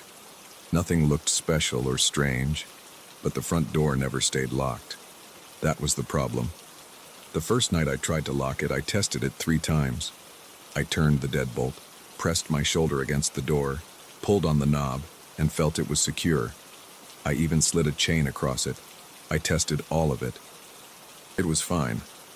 I went to bed feeling a bit uneasy because it was an old building and I was still getting used to it. The guy who rented it to me had said it was cheap because it was old. He didn't mention anything else. The next morning, the door was open. The chain was hanging loose and the deadbolt was disengaged. The door was open about an inch or two, just enough that I saw light in the hall. I stared at it, trying to remember if I had maybe gotten up in the night or forgotten something. But no, I was sure I had locked it. I felt a tightness in my stomach and a heaviness in my chest. I walked over, looked into the hallway, saw nothing but empty space, and closed it again. I locked it carefully, then got on with my day. I just assumed I had made some stupid mistake. That was the first day. The second day, the same thing happened. I began to get annoyed and a bit anxious. I decided to test it more carefully. I locked the door, slid the chain, and then pushed a heavy chair in front of it. I took a picture with my phone. Then I went to bed.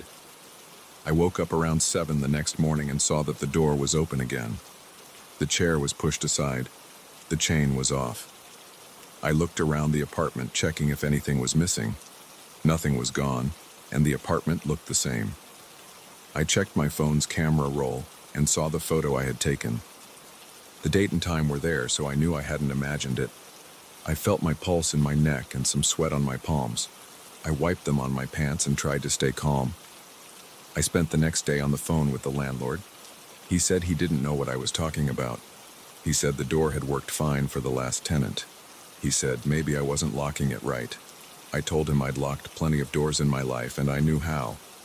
He just said he'd come by and look at it. He never did. I decided to get new locks. I went to a hardware store and bought a new deadbolt, a couple of padlocks, and a thick chain. I spent the afternoon replacing the old lock with the new one. I tested them all. I locked and unlocked them a dozen times. I was sure they worked. That night, I set up my old laptop as a makeshift security camera near the kitchen, facing the door. I used a simple webcam program that recorded on motion detection. I wanted proof of what was happening. I went to bed feeling on edge. I left a small lamp on in the living room so I wouldn't have to fumble around in the dark if something happened. I tried to sleep, but every noise made me turn my head. The building's pipes clanked sometimes. The neighbor's TV murmured through the thin walls. Cars passed outside. I checked the time on my phone every hour or so. Eventually, sometime after midnight, I drifted off. I woke up to the sound of the door opening. It was a gentle sound, just a slight creak, but it was enough to snap my eyes open. My heart pounded. I got out of bed slowly and felt the wooden floor cold under my feet. I moved toward the living room. My mouth felt dry. The small lamp threw a weak light on the door. It was open again, just a crack, and I saw the new locks hanging loose exactly like the old ones had. The chain was undone. The padlocks were on the floor. They weren't broken, just open. My security camera setup was still there. I leaned over, grabbed my laptop, and checked the recording. The webcam had captured nothing. The video showed the door as normal 1 second, and then, the next second, it was open. There was no sound of footsteps. Nothing moved in front of the camera. It was like a jump cut. I played it back several times, leaning close to the screen. Nothing. The door just seemed to open on its own. I locked it again. I felt a slight tremor in my hand as I turned the new deadbolt. I tried to breathe slowly. My throat felt tight. I didn't know what to do. I didn't believe in anything supernatural. I never had. I still don't. But I couldn't explain what was going on. I decided to stay awake until morning, just sitting there in the living room staring at the door. I didn't move from the chair. I waited. Nothing else happened that night. The next day, I tried to talk to the neighbors. Most of them didn't seem to care. They were older people who had lived in the building for a long time. I asked if they ever had trouble with their doors. They said no. One guy just shrugged and said it was an old building. He told me the doors and floors were warped and maybe the locks weren't lining up right, but I knew I had changed the locks myself. Another neighbor said he never heard anything from my apartment. He looked at me like I was bothering him. I went to the building manager's office. It was a small, dusty room on the ground floor. The manager was a middle-aged guy with a tired face. He said if I wanted, he could try to look at the door. He followed me upstairs and tried the locks himself. He said they seemed fine. He said maybe someone had a key. He offered to change the doorknob. I accepted. We changed the doorknob together, and he gave me the only set of keys for the new one. I watched him throw the old knob in a trash bin in the hallway. There was no way anyone else had a copy. That night I set up 2 cameras, one facing the door from the inside, and another one facing the door from the outside, mounted in the hallway. The landlord would probably get mad that I did that, but I needed to see what was going on. I plugged both into my laptop and set them to record continuously. Then I locked the door again with everything I had, the new deadbolt, the chain, and the padlocks. I felt the metal in my hands. It was solid and cold. The chain was thick. The locks were sturdy. I knew they were good because I had tested them. I sat in my living room chair just a few feet from the door. I had a baseball bat on my lap. I didn't even remember where I got it, but it had been in my storage boxes. I held it across my knees, waiting. I felt sweat on my forehead. I wiped it with the back of my hand. The apartment was quiet except for a distant hum from the fridge and the faint traffic outside. I looked through the laptop screen, watching both camera feeds side by side. The hallway outside was empty. My apartment's doorway was quiet. Hours passed. I felt my back getting stiff. My legs were getting sore. I wanted to lie down, but I forced myself to stay awake. I drank some water from the sink. I ate a cracker or 2 from a box in the kitchen. I went back to my chair. I forced my eyes to stay open. The apartment grew colder as the night went on, and I turned the heater knob, but it didn't seem to help much. At around 2 in the morning, I thought I heard something. It wasn't loud. It was like a soft click, almost like a lock turning. I looked at the door. Nothing moved. I looked at the laptop. The outside camera showed the hallway empty. The inside camera showed the door standing still. I leaned forward, gripping the bat. I breathed through my mouth slowly and tried not to make noise. Then the door opened. It opened about an inch, maybe 2. It made a quiet creak. I saw the chain slide free and the padlocks fall to the floor, one after another, making a muffled clank. I saw the deadbolt turn by itself. I was right there, only a few steps away. I saw it happen in front of my eyes. My heart pounded so hard it hurt. I tasted something bitter in my mouth. I felt a pressure in my chest that made it hard to breathe. My hands shook.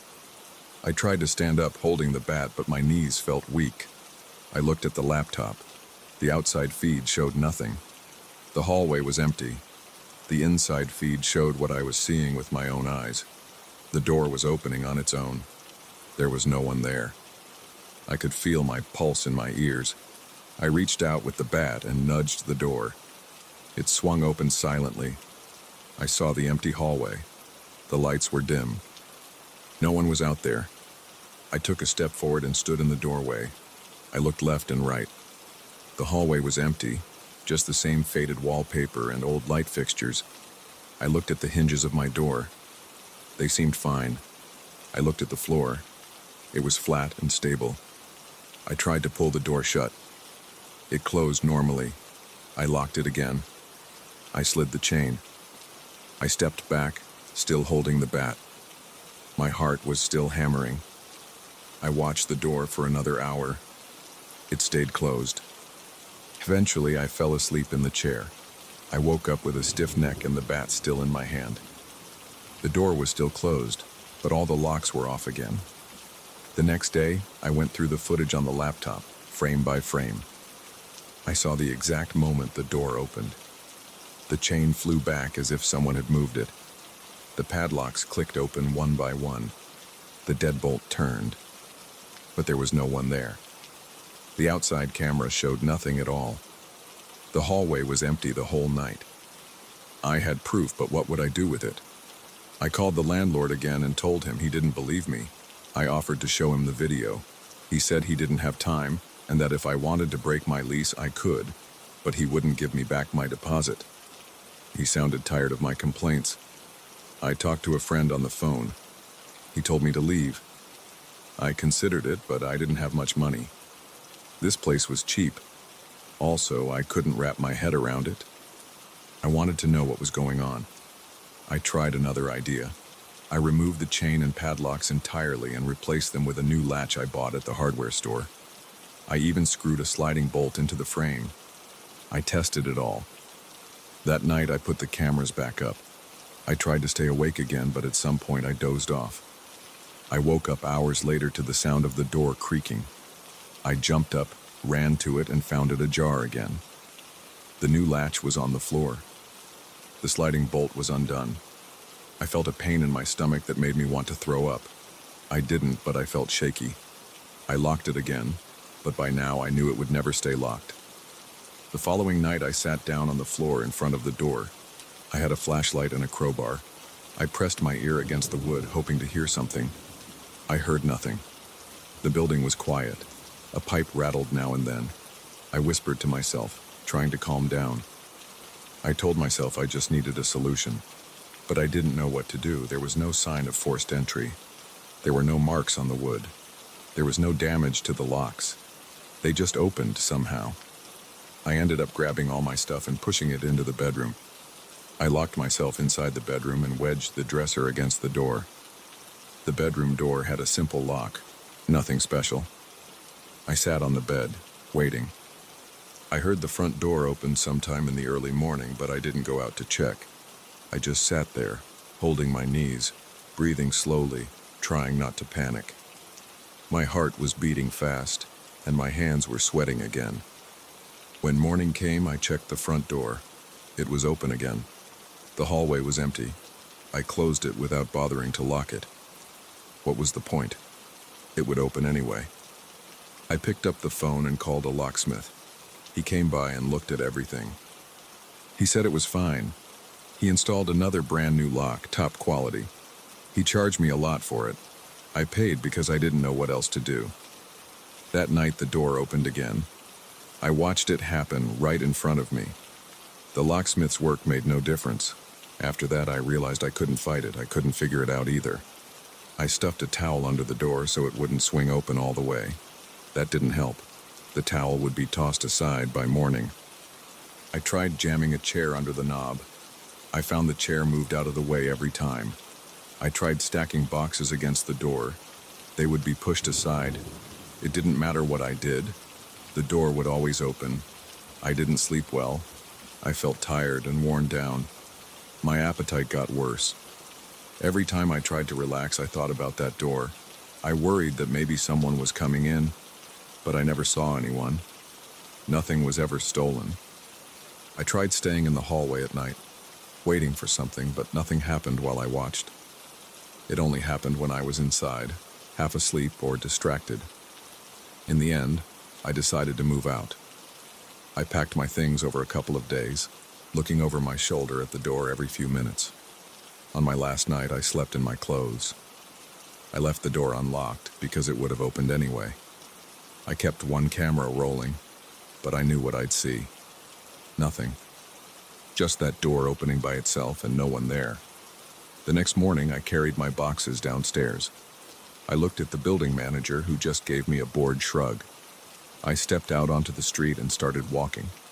I didn't know where I'd go next, but I knew I wasn't staying here. As I walked away, I could picture the door upstairs. slowly drifting open again with nobody around. I felt a chill on the back of my neck as I turned the corner.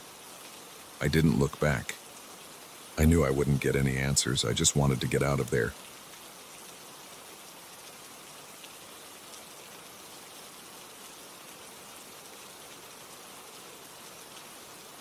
I was sitting in my home office around midnight, staring at my computer screen, trying to finish some reports for work. The lights in the room were on, but the rest of the house was dark. The street outside was quiet. I was alone at home, and I hadn't spoken to anyone in hours. The silence felt normal until I felt a slight tap on my shoulder. It was a light pressure, just one tap. I turned around fast, expecting to see someone standing there, but there was nothing. I stood up from my chair right after feeling that tap. I glanced behind me, checked my office door, and looked around at the empty space. There was my desk, my chair, the shelves with a few binders, and the small couch in the corner. The door was closed, and I hadn't heard it open. There was no one in the room. My house wasn't big, and I knew no one else was supposed to be inside. I double-checked the windows. They were all closed. I was a bit tense, but I didn't say anything out loud. I just tried to breathe normally. I rubbed my shoulder where I thought I felt that tap. There wasn't any pain, nothing felt strange on my skin. I looked around again. The air felt still. My office lamp was shining on the papers spread out in front of me. Nothing was unusual in my immediate view. I stepped out into the hallway. The hallway light was off, so I flipped the switch. The bulb came on, steady. The hallway looked clear. No furniture had moved. The doors were all closed like I left them. I walked down the hallway, checking each room. My bedroom door was closed. I pressed my ear against it. No sound. I opened it carefully. I looked inside. My bed, my dresser, my closet door shut as normal. Nothing out of place. I didn't smell anything odd. I didn't see any shadows moving. I closed the bedroom door and checked the guest room next. That door was also closed. I opened it, switched on the light, and looked around. Same situation, everything in its place. My old bookshelf, the small desk with nothing on it, the window locked. Nothing strange. I moved to the living room. I turned on a lamp near the couch. The living room was quiet. My TV was off, and it reflected a bit of the lamplight. I stood there listening. The refrigerator in the kitchen made a low hum. I could hear that sound because everything else was silent. I walked into the kitchen, checked the back door. It was locked. I pulled on it to make sure, solid. I checked the window above the sink, locked. I touched the countertops, opened a couple of cabinets, just looking for anything that might explain what happened. Nothing. I returned to the hallway and then back to my office. I left the door open this time.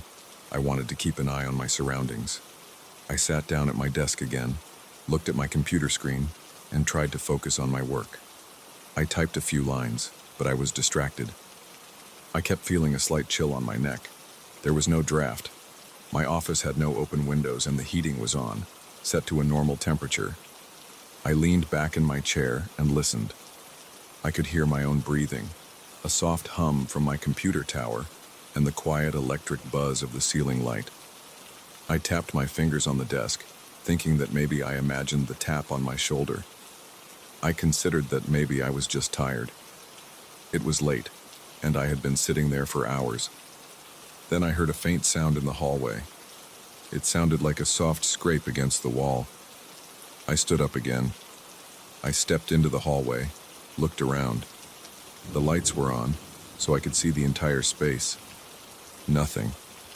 I ran my hand along the wall where I thought the sound came from. The paint felt normal, smooth and cool. I stepped toward my bedroom again, opened the door. Still nothing out of place. I closed the door and stood in the hallway. My heart was beating faster. I pressed my lips together and tried to calm down. I decided to check the front door. I walked to the living room and looked at the door.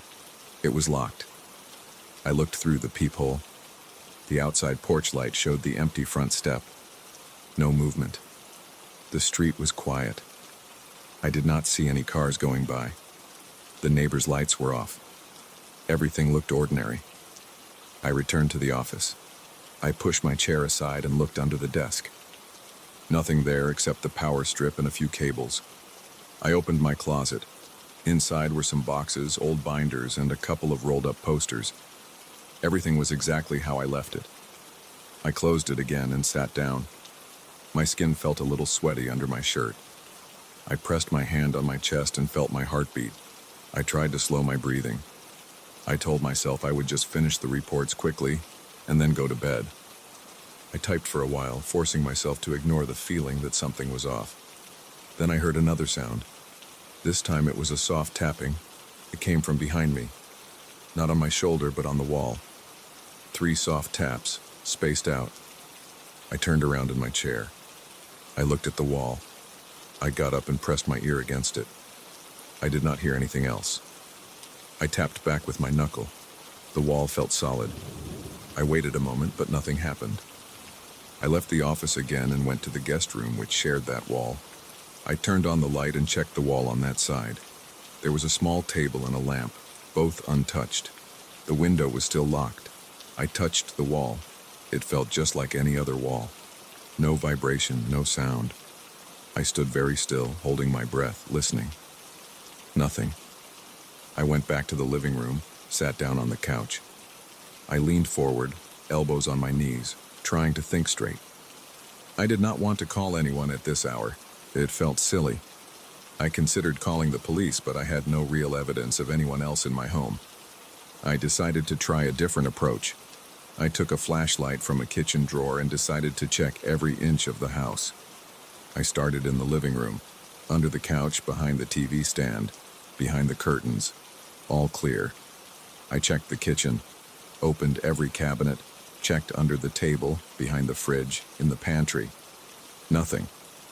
I moved to the bathroom. I pulled back the shower curtain.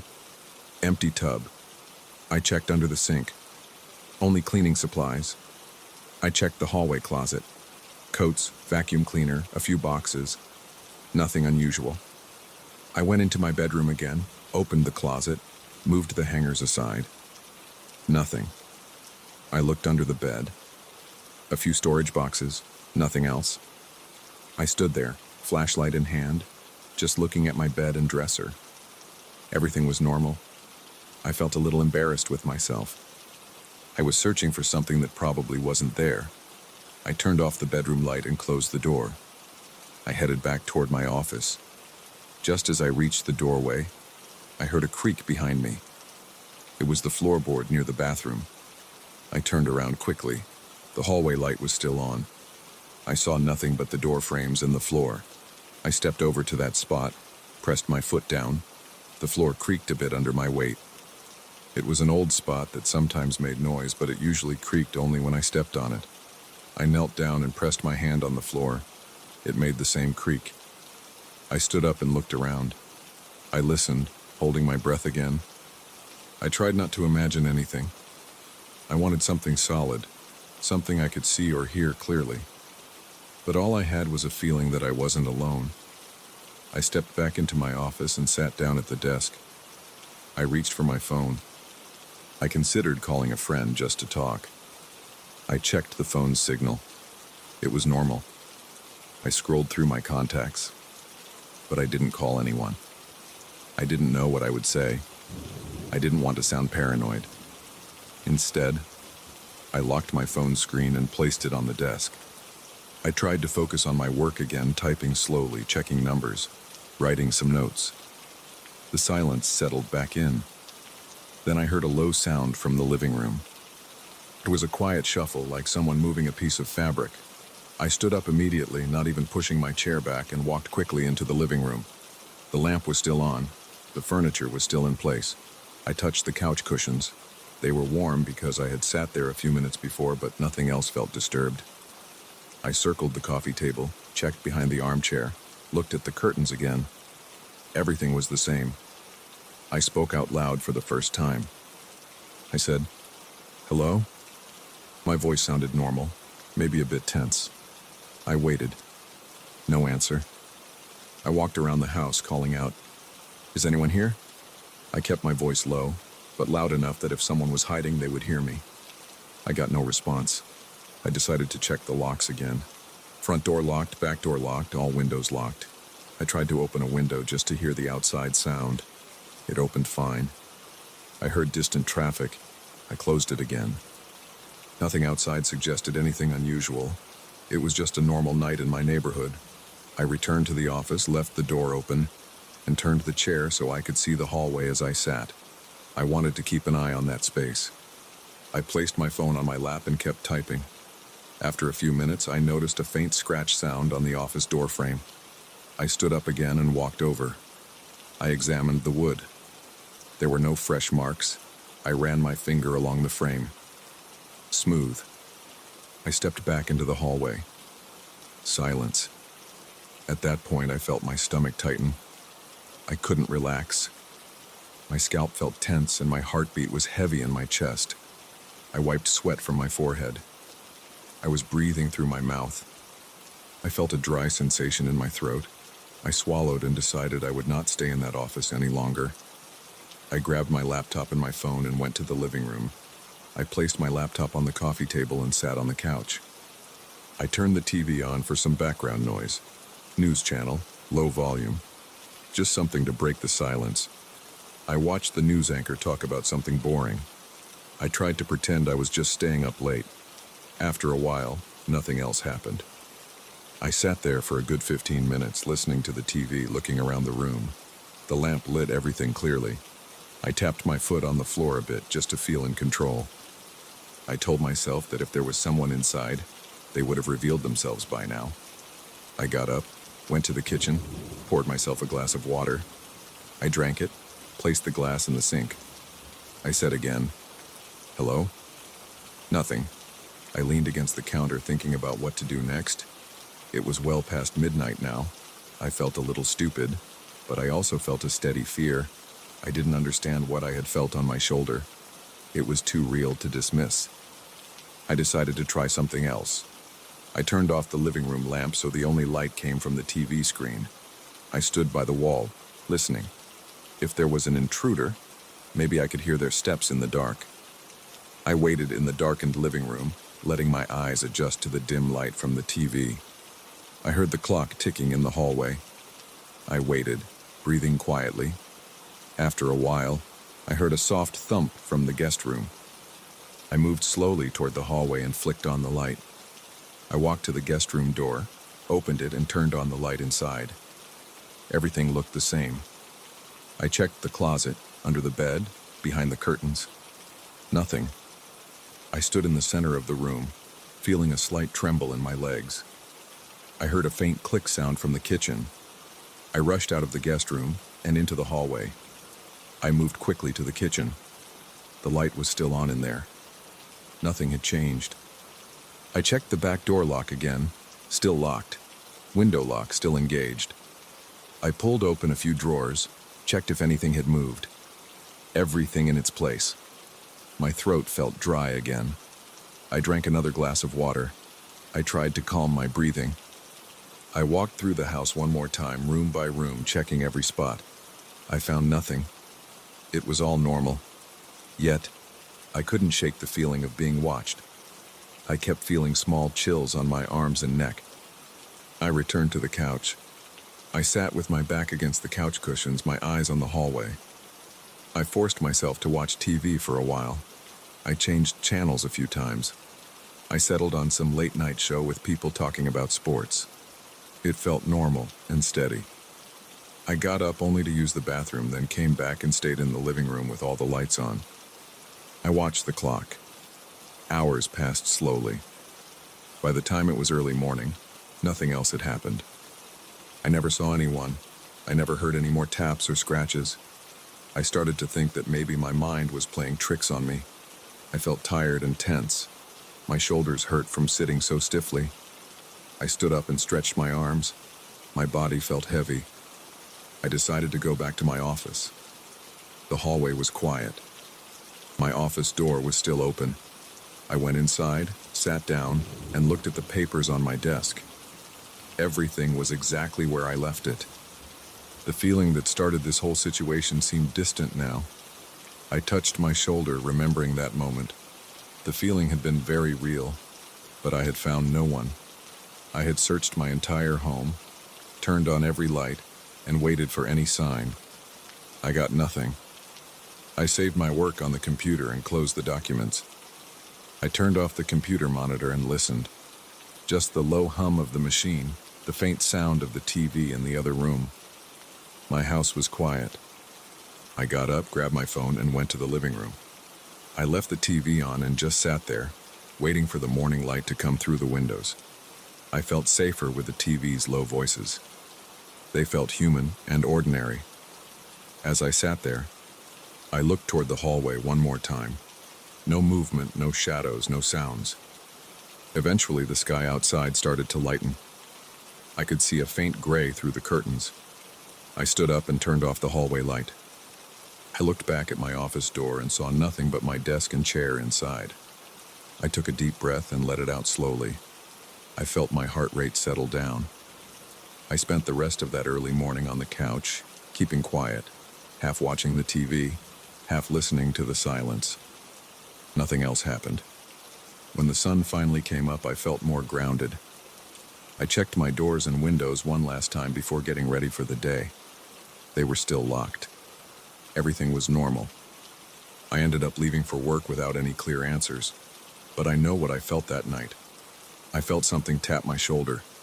I don't know what it was and I didn't see anyone, but I know what happened. It still bothers me, but I have no proof. I was alone, and there was nothing else I could do.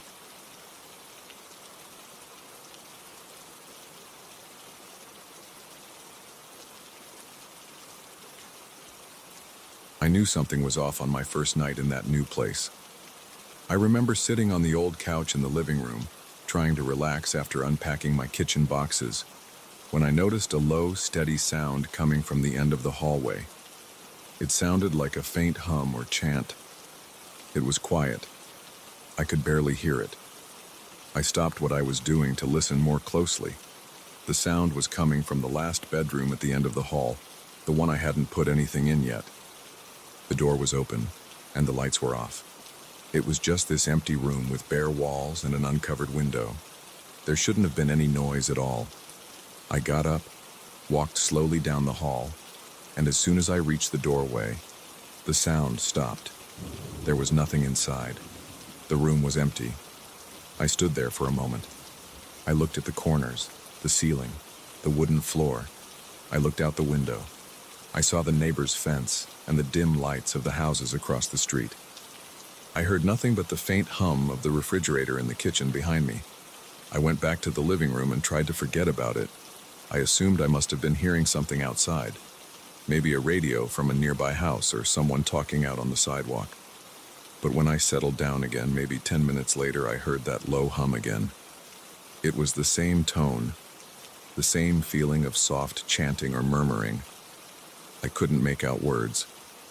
It just sounded like a human voice humming something repetitive and quiet, like someone trying not to be heard.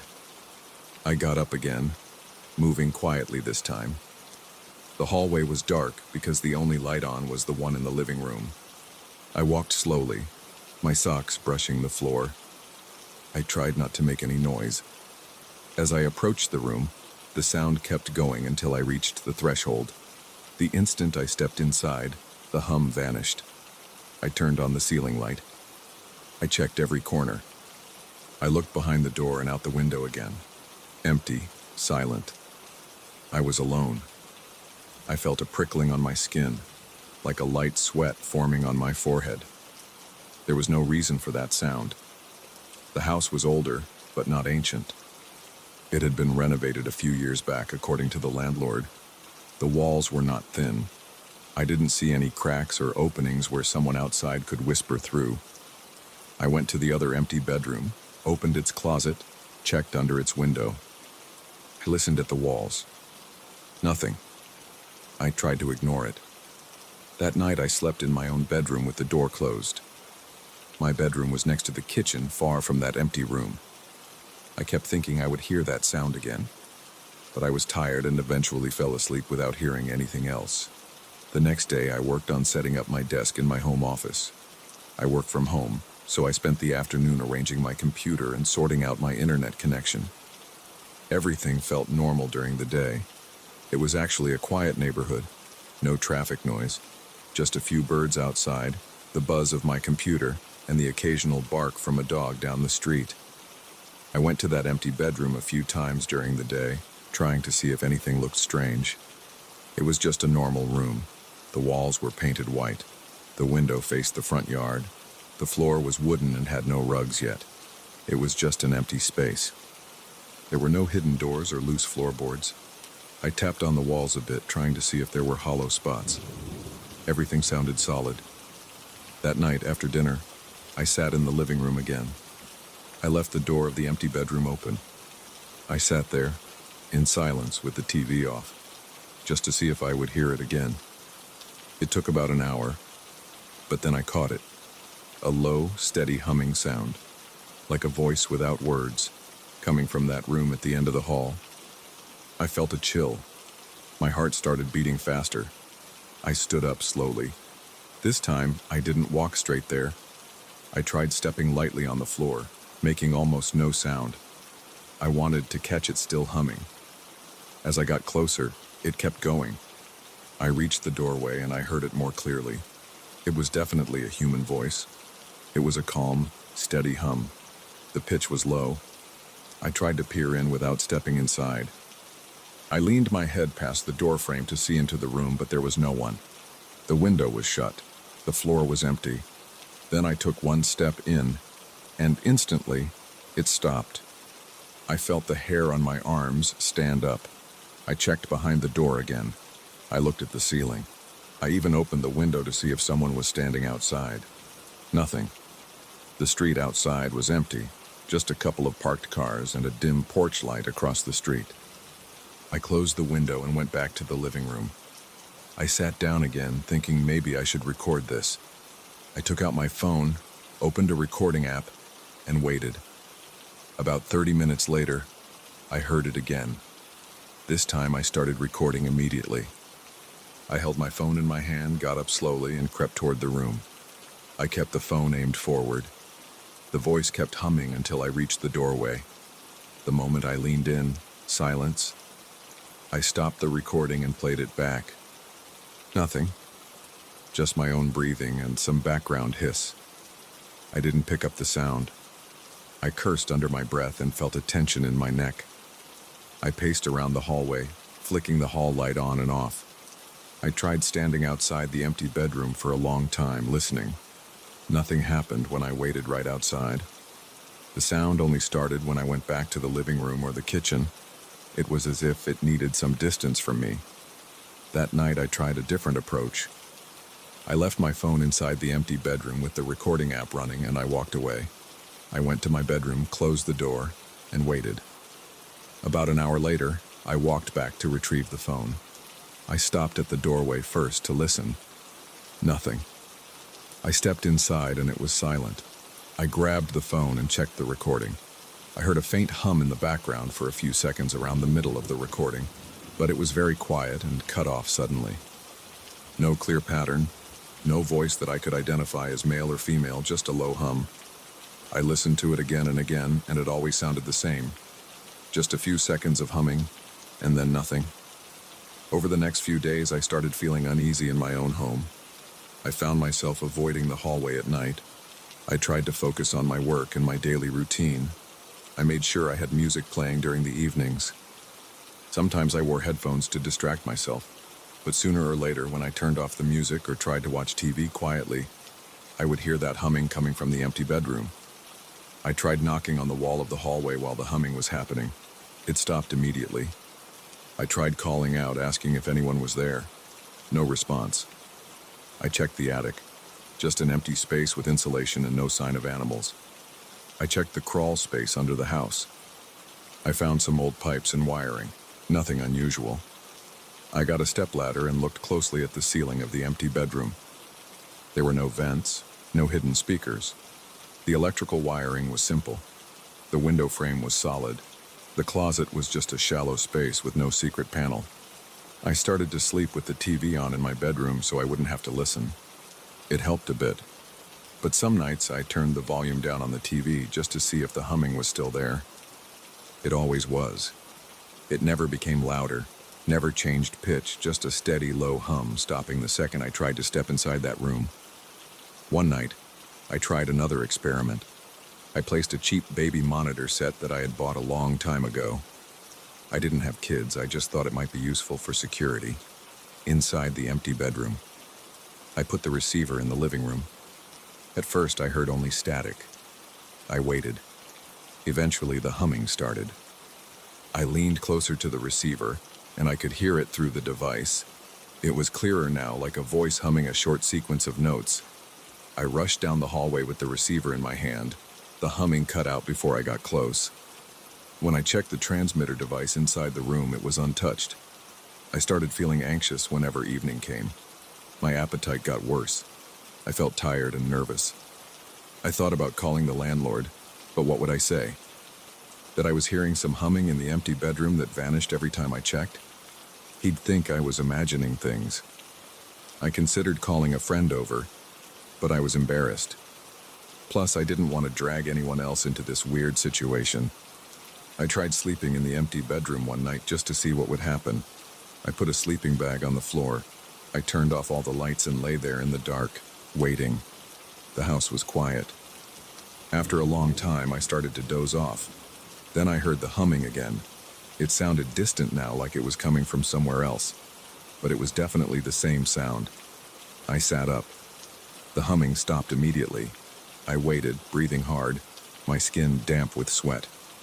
I could smell the dust of the wooden floor. The room felt cold. I waited for hours, but it didn't start again as long as I stayed inside. The next day, I felt drained. I was annoyed and angry. I tried talking out loud in the empty bedroom, saying that I didn't want any trouble, that I just wanted to live in peace. I didn't expect any answer, and I got none. It was still just a room, bare and quiet. After 2 weeks, I couldn't take it anymore. I decided I had to do something more drastic. I borrowed a friend's handheld tape recorder. It was an old device, something that could pick up sound differently than my phone. I set it up in the hallway outside the empty bedroom, recording nonstop, and I stayed in the living room. I kept the TV off and the lights dim. The humming started again. I could hear it clearly from where I sat. I waited a few minutes to make sure it was steady. Then I crept down the hallway and slowly moved the tape recorder closer. As soon as I got near the door, it stopped. When I played back the tape, I got a few seconds of the humming, but it was faint. I tried leaving the house late at night, standing in the front yard to see if I could hear it through the open window. I opened the window of the empty bedroom and stood outside with the baby monitor receiver. I heard nothing. Only when I went back inside and settled in the living room did it start again. The humming was always inside, always from that room, and always gone as soon as I approached. I felt stuck. I didn't want to move out again. I had just settled in, paid deposits, connected utilities, but I started avoiding nights in the living room. I spent more time in my bedroom with music playing. Still, I was curious. One evening, I tried sneaking up from the kitchen side, walking slowly, crouching low, trying not to cast a shadow. The humming continued until the moment I peeked inside. Then silence. I never got used to it. Every time I heard it, I felt my heart thump harder. My hands got clammy. My breathing turned shallow. I thought about putting furniture in that room, maybe turning it into a storage space or a guest room, but I didn't want to spend time in there. The thought of arranging furniture while that strange humming might start and stop behind my back made me feel sick. Eventually, I started wearing earplugs at night. I turned on a fan in my bedroom so I wouldn't hear it. Some nights I managed to ignore it. Other nights I gave in to my curiosity and stepped out into the hallway. It was always the same pattern. Hum when I'm away, silence when I get close. I never found a source. I never found a speaker or a hidden device. I never saw anyone inside the room. I tried calling out, "If someone is there, say something." No words, just humming when I wasn't looking. I tried shining a flashlight through the doorway from a distance. I saw nothing. I moved in a small chair and placed it against the wall, facing the door, hoping to trick whoever or whatever it was. But it didn't help. In the end, I just learned to live with it. I avoided spending quiet evenings in the living room. I played music or kept the TV loud. Sometimes I left the house after dark, going for a drive just to avoid the tension. When I came back late, I went straight to my bedroom. In the morning, everything felt normal again. The empty room was just a room with four walls and a window. No stains, no marks, no strange smells. To this day, I don't know what caused that humming. I never caught it red-handed, so to speak. It was always careful, always silent when I was near. It never got louder. It never tried to scare me directly. It never showed any sign that it was aware of me as a person. It just existed in that empty space at night, humming softly, then disappearing the moment I tried to confront it. I still live here. The humming continues sometimes. I've stopped trying to explain it. I just keep my distance and live my life. That's all I can do.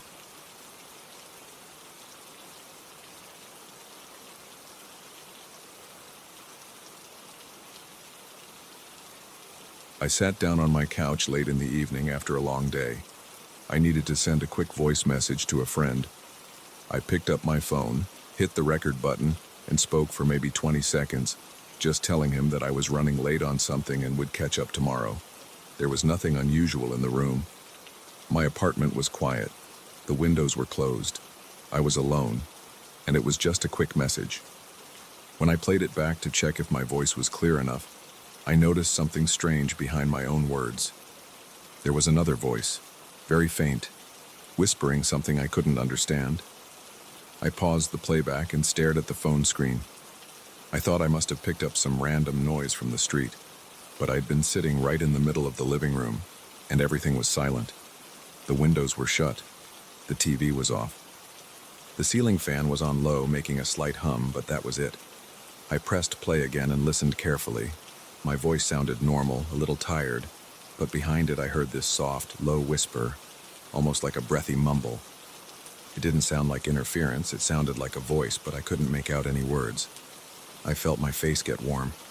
I held my breath and played it again. My own words were, "Hey man, I'm just checking in, I'll send you the details tomorrow." And over that, faintly, something like, I couldn't tell if it was male or female. It was too quiet. I tried increasing the volume. I heard my own voice get louder, but the whisper still stayed distant, like it was behind a wall. I listened maybe 5 times in a row.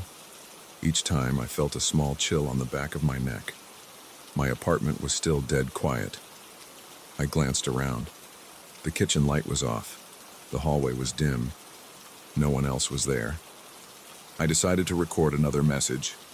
I didn't say anything too meaningful, I just said, "testing," and then stayed silent for a few seconds before stopping the recording.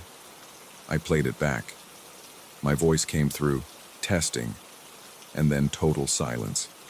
No whisper. I told myself I must have imagined it the first time. Then I went back to the original message. The whisper was still there. I tried sending it to my friend. I wrote a quick text telling him to listen and asked if he heard anything weird. He didn't reply right away, and I felt stupid sitting there waiting for him to say something. I got up, turned on the kitchen light, and walked around. I checked the windows. They were all closed. My apartment was on the 3rd floor, facing a quiet courtyard. No one should be outside whispering. My heart was beating a little faster for no good reason. I took a drink of water, leaning against the kitchen counter. I tried to think of a logical explanation. Maybe my phone microphone picked up some electronic interference. Maybe the phone's speaker was acting up. I decided to try another test. I made a new recording. This is a second test. I'm alone. I'm just testing my phone. I paused, then ended the recording. I played it back. Perfectly normal. No whisper. I sat down again on the couch, put my phone on the coffee table, and went back to the first recording. The whisper was still there. I took a pair of headphones out of the drawer and plugged them into the phone's jack. I listened through the headphones to be sure. This time with the headphones, the whisper seemed a bit clearer, but still impossible to understand. I could hear soft breaths, like someone standing just behind me, speaking too quietly to catch the words. I turned around. No one. I felt the hairs on my arms stand up. I got up and checked the bedroom and bathroom. I opened the closet. Nothing. No sign of anyone. I don't live with anyone. There's no roommate. I was alone. I tried to ignore it. I went to the kitchen and made myself a quick snack. A sandwich.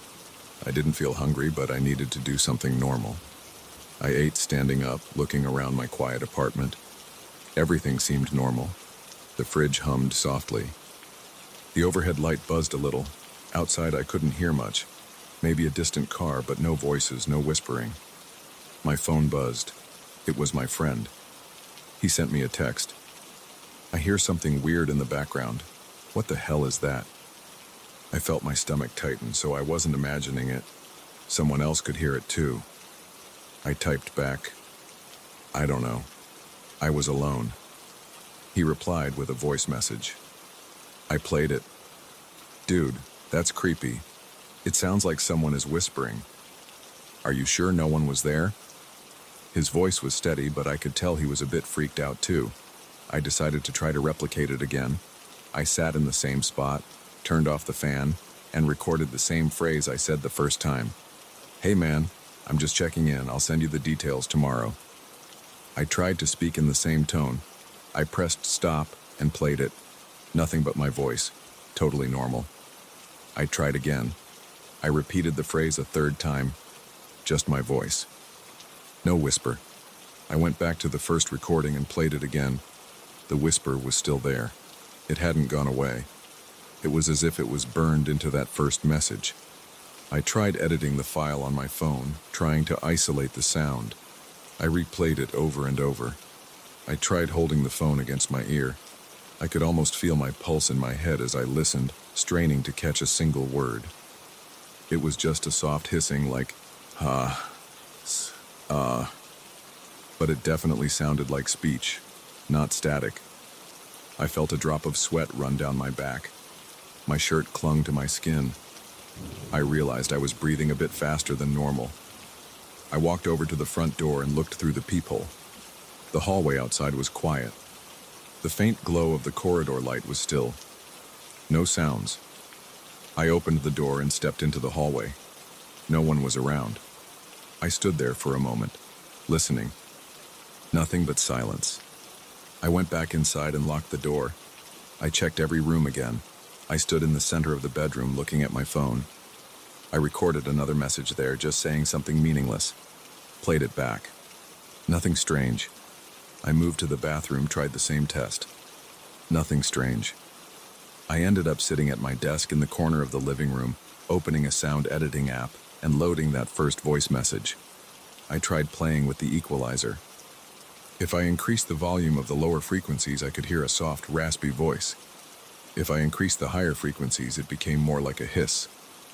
It never turned into clear words. I texted my friend the edited version. He wrote back, "This is messed up.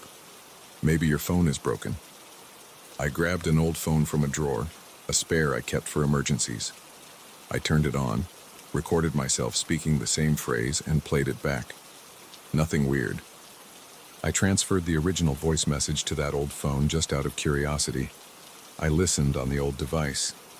The whisper was still there, so it wasn't the phone's hardware. The recording itself contained that voice. I couldn't explain it. I felt a pressure in my chest. I rubbed my eyes and took a deep breath. I needed to calm down. I tried calling my friend. I told him again that I was alone in the apartment when I recorded the message. He believed me, but he didn't have any explanation. He said it might be some weird audio glitch. I said that didn't make sense. He didn't know what else to say. We hung up, and I sat there alone again. I decided to record silence. I opened the recording app and hit record without speaking. I kept quiet for about 15 seconds. When I played it back, I heard nothing but silence. I tried it again, this time standing where I was originally sitting. Again, silence. I repeated the original message one more time. Again, it was normal. That whisper never appeared again in any new recording. It was only in that first one. I felt a mix of relief and confusion. If it wasn't happening again, maybe I could forget about it. I tried to move on. I turned on the TV, watched some random show, and tried to relax. But after a while, I kept picking up my phone and listening to that first voice message. I didn't know why I couldn't let it go. Something about it felt wrong. I turned the TV's volume off and listened again. The whisper sounded like it was behind my own voice, as if someone had leaned over my shoulder as I spoke. I got up and stood in that exact spot. I faced the direction I had been facing. I looked around. There was nothing special about that spot. Just my couch, my coffee table, and the TV stand. I paced around the apartment. I tried checking all my electronics. My laptop was in the bedroom, closed. My tablet was off. My smart speaker was unplugged. I wondered if some random radio frequency got caught in the recording, but I had never heard of something like that happening in such a realistic way. I stepped out onto my small balcony and recorded something, just a test. Outside I could hear distant traffic. When I played it back, it sounded exactly as expected. No whisper, nothing strange. I stepped inside again and closed the balcony door. I pulled down the blinds. I recorded another test message in the living room. Totally normal. I looked at the clock. It was getting late. I couldn't shake off the nervous feeling. My throat felt dry. I turned on all the lights in the apartment. I walked from room to room, looking behind curtains, checking under the bed, opening cabinets. I felt silly, but I did it anyway. There was nowhere for anyone to hide. I was completely alone. I wondered if my apartment's walls were thin. Could I have picked up a neighbor's voice somehow? Maybe someone was whispering next door at that exact moment. I pressed my ear to the wall. I could hear a very faint TV sound from somewhere else in the building, but not close. I tapped the wall. Solid. I never heard my neighbors talk in a whisper before, at least not so clearly.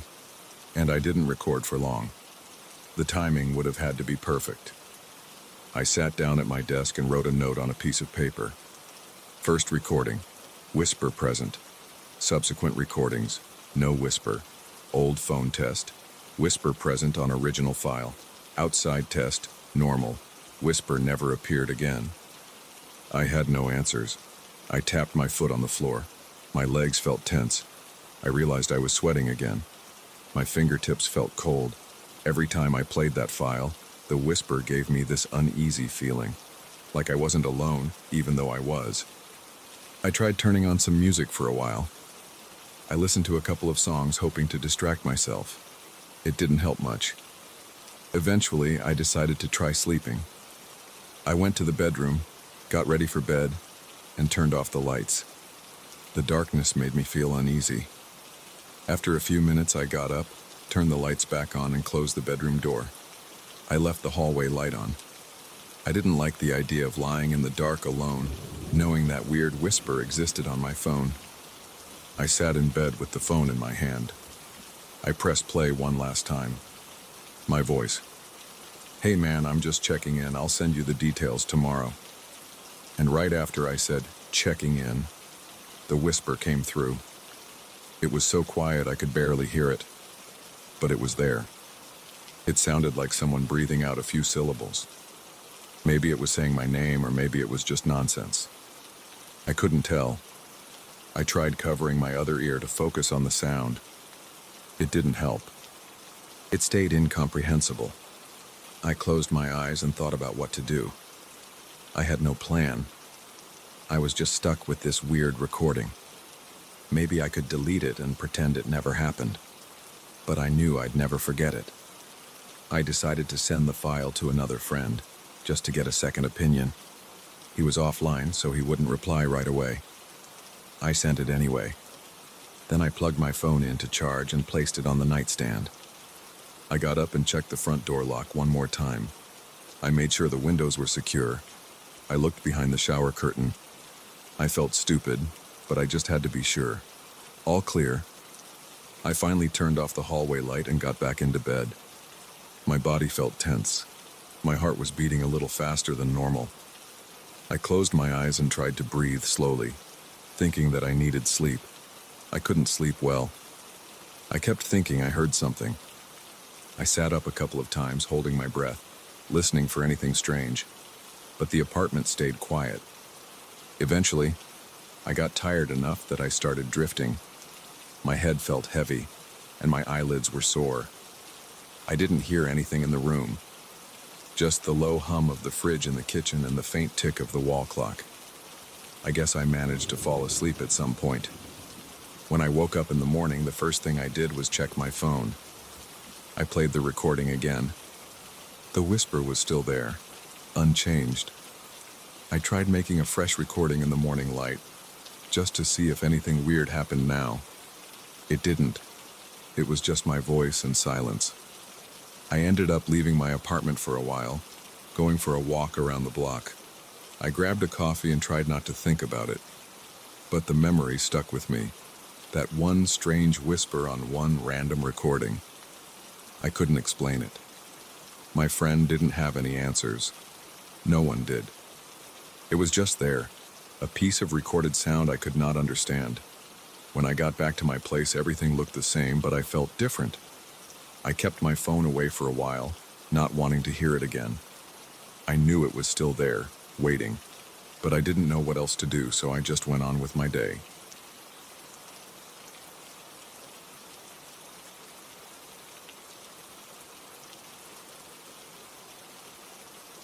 I remember it started on a Monday night. It was about 2 a.m. when I first noticed the apartment next door. The door was closed as usual. There was no noise. I had just gotten up to get some water. Everything was quiet in my own place. My kitchen light was on low because I hate walking around in total darkness. As I passed my living room window, I saw a flicker in the apartment across the narrow courtyard. It was a quick series of flashes. It came from a window on the same floor, just one unit over. It looked like a lamp turning on and off in a strange, uneven pattern. I stood there watching, a bit confused but not too worried. Eventually it stopped, and I went back to bed. The next night I saw it again. Same time, same weird flickering of the lights. It didn't look like someone casually flipping a switch. It wasn't a steady rhythm. Sometimes it blinked twice, sometimes 3 times, then paused, then flashed again. I was curious, but I didn't want to bother anyone that late. Maybe the neighbor had some electrical problem or was testing something. I tried to fall asleep, telling myself it was none of my business. This went on for almost a week. Each night, around the same hour, the lights in that apartment would flicker.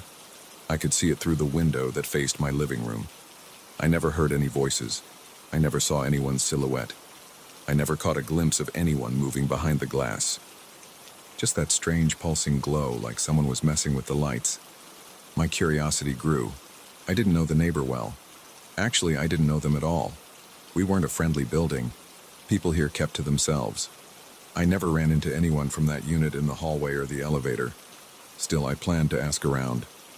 On Saturday morning, I decided to talk to the landlord. I didn't want to go straight to the neighbor. I figured I should find out if someone actually lived there. Maybe it was a vacant unit. The building wasn't fully occupied. Some apartments stayed empty for months. The landlord's office was on the ground floor. I found him fixing a mailbox. I asked if he knew the person in apartment 304, the one next to mine on the opposite side of the courtyard. He looked at me and frowned. He said apartment 304 had been empty for a while. He was sure no one lived there. He told me the last tenant left 3 months ago. He said they were trying to find a new tenant, but no one had signed a lease yet.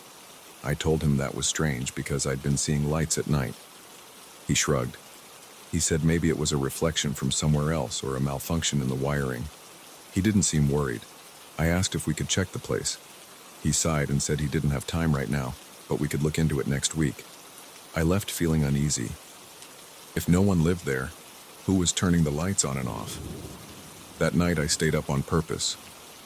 I turned off my TV and all the lights in my apartment except for a small lamp in my bedroom. I stood at my window and waited. Around 2 a.m., it started again. The apartment 304's window lit up with that strange flicker. I watched carefully. The pattern didn't look random this time.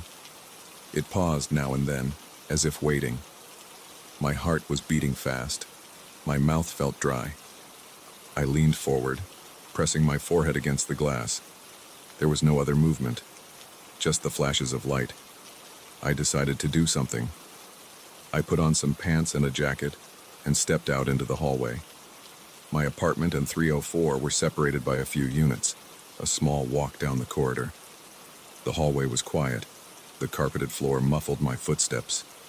The lights overhead were dim, as usual. I stood in front of 304's door. I could see light seeping from under it. It flickered and stopped, then flickered again. I felt a tightness in my chest. I reached out and knocked softly. There was no answer.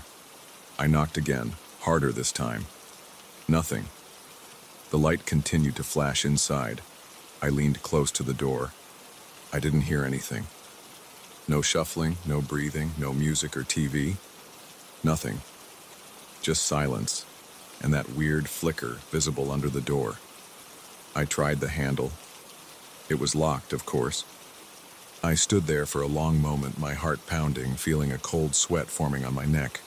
Finally, I backed away and returned to my apartment. The light continued for another few minutes, then stopped. I hardly slept that night. The next day, I managed to catch the landlord in the afternoon. I told him about the flickering again and insisted we check the apartment together.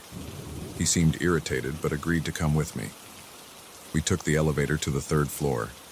It was around noon. We stood outside 304 and he used his master key to open the door. Inside, the apartment was empty. No furniture, no lamps, no personal items. Just a bare living room, a kitchen with empty counters, and a bedroom without a bed. The overhead light was a standard ceiling fixture. The landlord flipped the switch. The light came on, steady and normal. No flickering.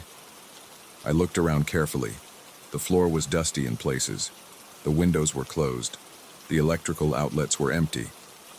The landlord pointed at the ceiling light. He said it looked normal to him.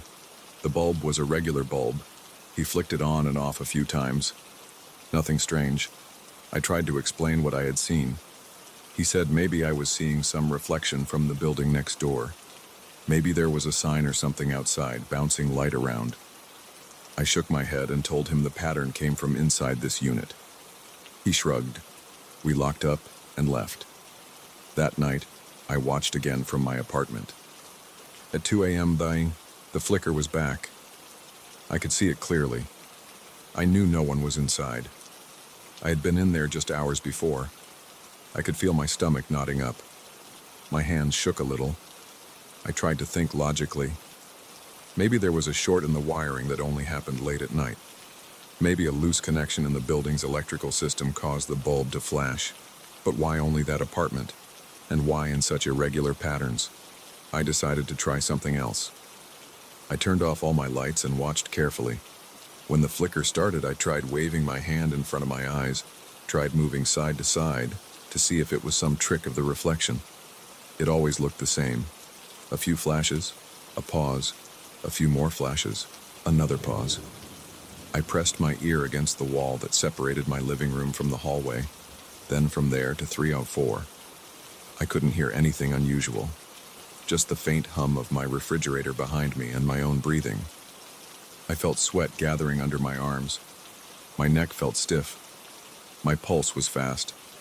I stepped away from the wall, paced around my apartment, and thought about calling the police. But what would I say? I saw flickering lights in an empty apartment. They would probably think I was imagining it. I tried another approach. The next morning, I asked a neighbor who lived a floor below if they'd noticed anything strange. They said no. They seemed a bit suspicious of my question. They didn't want to get involved. I didn't insist. That night, I placed a chair in my hallway right in front of my apartment door. I left my door slightly open so I could peek through the gap and see if anyone approached 304. It was a bit ridiculous, but I wanted to be sure. Around 1:30 a.m., I sat there quietly, listening. The hallway smelled like old carpet and cleaning chemicals. The overhead lights buzzed softly. No one passed by. Then at 2 a.m., I saw the light flicker under the door of 304 again. I felt my heart pounding. I swallowed hard and stood up.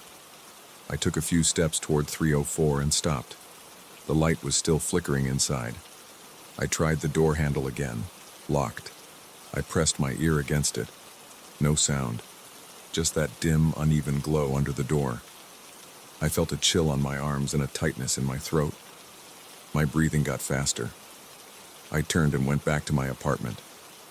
I closed and locked my door and stood with my back against it, breathing heavily. Eventually, I tried to sleep. For the next few nights, I didn't even look at the window. I tried to ignore it, but it kept happening. Every time I got up, I'd see that flicker in the corner of my eye. I couldn't relax. I felt like my apartment wasn't safe. I started jumping at small noises. I'd wake up sweating. My eyes were getting red from lack of sleep. I couldn't focus on normal things like reading or watching TV. My mind kept drifting back to that flicker. I decided to bring it up with the landlord again. We stood in the hallway outside 304 the next afternoon. I told him it happened every night. He looked annoyed. He said he'd call an electrician to check the wiring. The electrician came the following day in the late morning. They checked the fuse box, the wiring inside 304, and found nothing wrong. The electrician said everything looked standard. No faulty switches, no damaged fixtures, no strange power surges. I felt stupid standing there while they shrugged at me. That night, I tried filming it. I set up my phone at the window and pressed record. At 2 a.m., the flicker started. I watched it happen right in front of me. The flashes lit up the opposite window. After it stopped, I checked the footage. Nothing. Just darkness. The video didn't show any flicker at all. It was like the camera didn't pick it up. I tried turning my phone off and on. I tried again the next night with a different angle. Same result. The camera showed no flicker. This made my skin crawl. I saw it with my own eyes. Why couldn't I capture it on camera? My stomach felt tight all the time. My shoulders ached from tension. I gripped my armrests too hard when I sat down. My thoughts raced. I kept looking at the clock near midnight, dreading that 2 a.m. flicker. I tried earplugs even though the flicker was silent. I tried closing my blinds, but I knew it was still happening. Even if I didn't see it, I knew it was there. A week later, the landlord knocked on my door in the late afternoon. He asked if the flickering was still happening. I said yes. He sighed and said we should try checking the apartment at night. I agreed. I felt relieved that someone else wanted to see it. So at 1:50 a.m. that night, we met in the hallway. It was quiet and cold. I rubbed my arms. The landlord looked tired but determined. We waited. At exactly 2 a.m., we saw the flicker under the door. The landlord whispered that he would open the door. He used his master key. We stepped in. It was dark. The landlord flipped the ceiling light switch. The light came on steady. No flicker. The room was empty. I could smell dust in the air. My heart was pounding so hard I could hear my pulse in my ears. The landlord looked around, checked the bedroom, the bathroom. Nothing. No lamps, no devices, no sign of anyone. We turned off the light and stepped back into the hallway. After a few seconds, we saw a flicker again through the still open door. We rushed back in, turned on the light, and it was normal. No flicker. We stepped out and locked the door. The landlord wiped sweat from his forehead. He didn't say much. He looked pale. After that night, the landlord said he would have the wiring checked again. I never heard back about any results. A few days passed without any flickering. I almost relaxed. Then one night, it started again, but only for a brief moment. I didn't bother the landlord this time. I didn't try to film it. I just stood there and watched. It flickered a few times and stopped. Over the next several days, it appeared less and less. Some nights, nothing happened. Other nights, I'd catch a glimpse, but it would vanish as soon as I focused on it. I spent my evenings watching my clock, listening to my own breathing, waiting for something that sometimes didn't come. My hands were always tense. My eyes felt dry. I drank water constantly because my mouth felt sticky. A couple of weeks later, the flickering stopped completely. No more strange patterns. No more lights under the door. The apartment remained empty. The landlord didn't mention it again. The electrician never returned. The neighbors never brought it up. I slowly got back to normal. I started sleeping better. I still looked at that window at 2 a.m. sometimes, but everything stayed dark. I never figured it out. I don't know what caused that flickering or why it stopped. I don't know why it never showed up on camera or why the landlord and I saw it but couldn't find a cause. I still live here, and apartment 304 is still empty. When I pass by it, I remember that strange light. My heart still speeds up a little, and I hurry back to my own door. I guess some things happen and we never find out why. All I know is that I saw it, and it felt real, and I'm not going to forget it.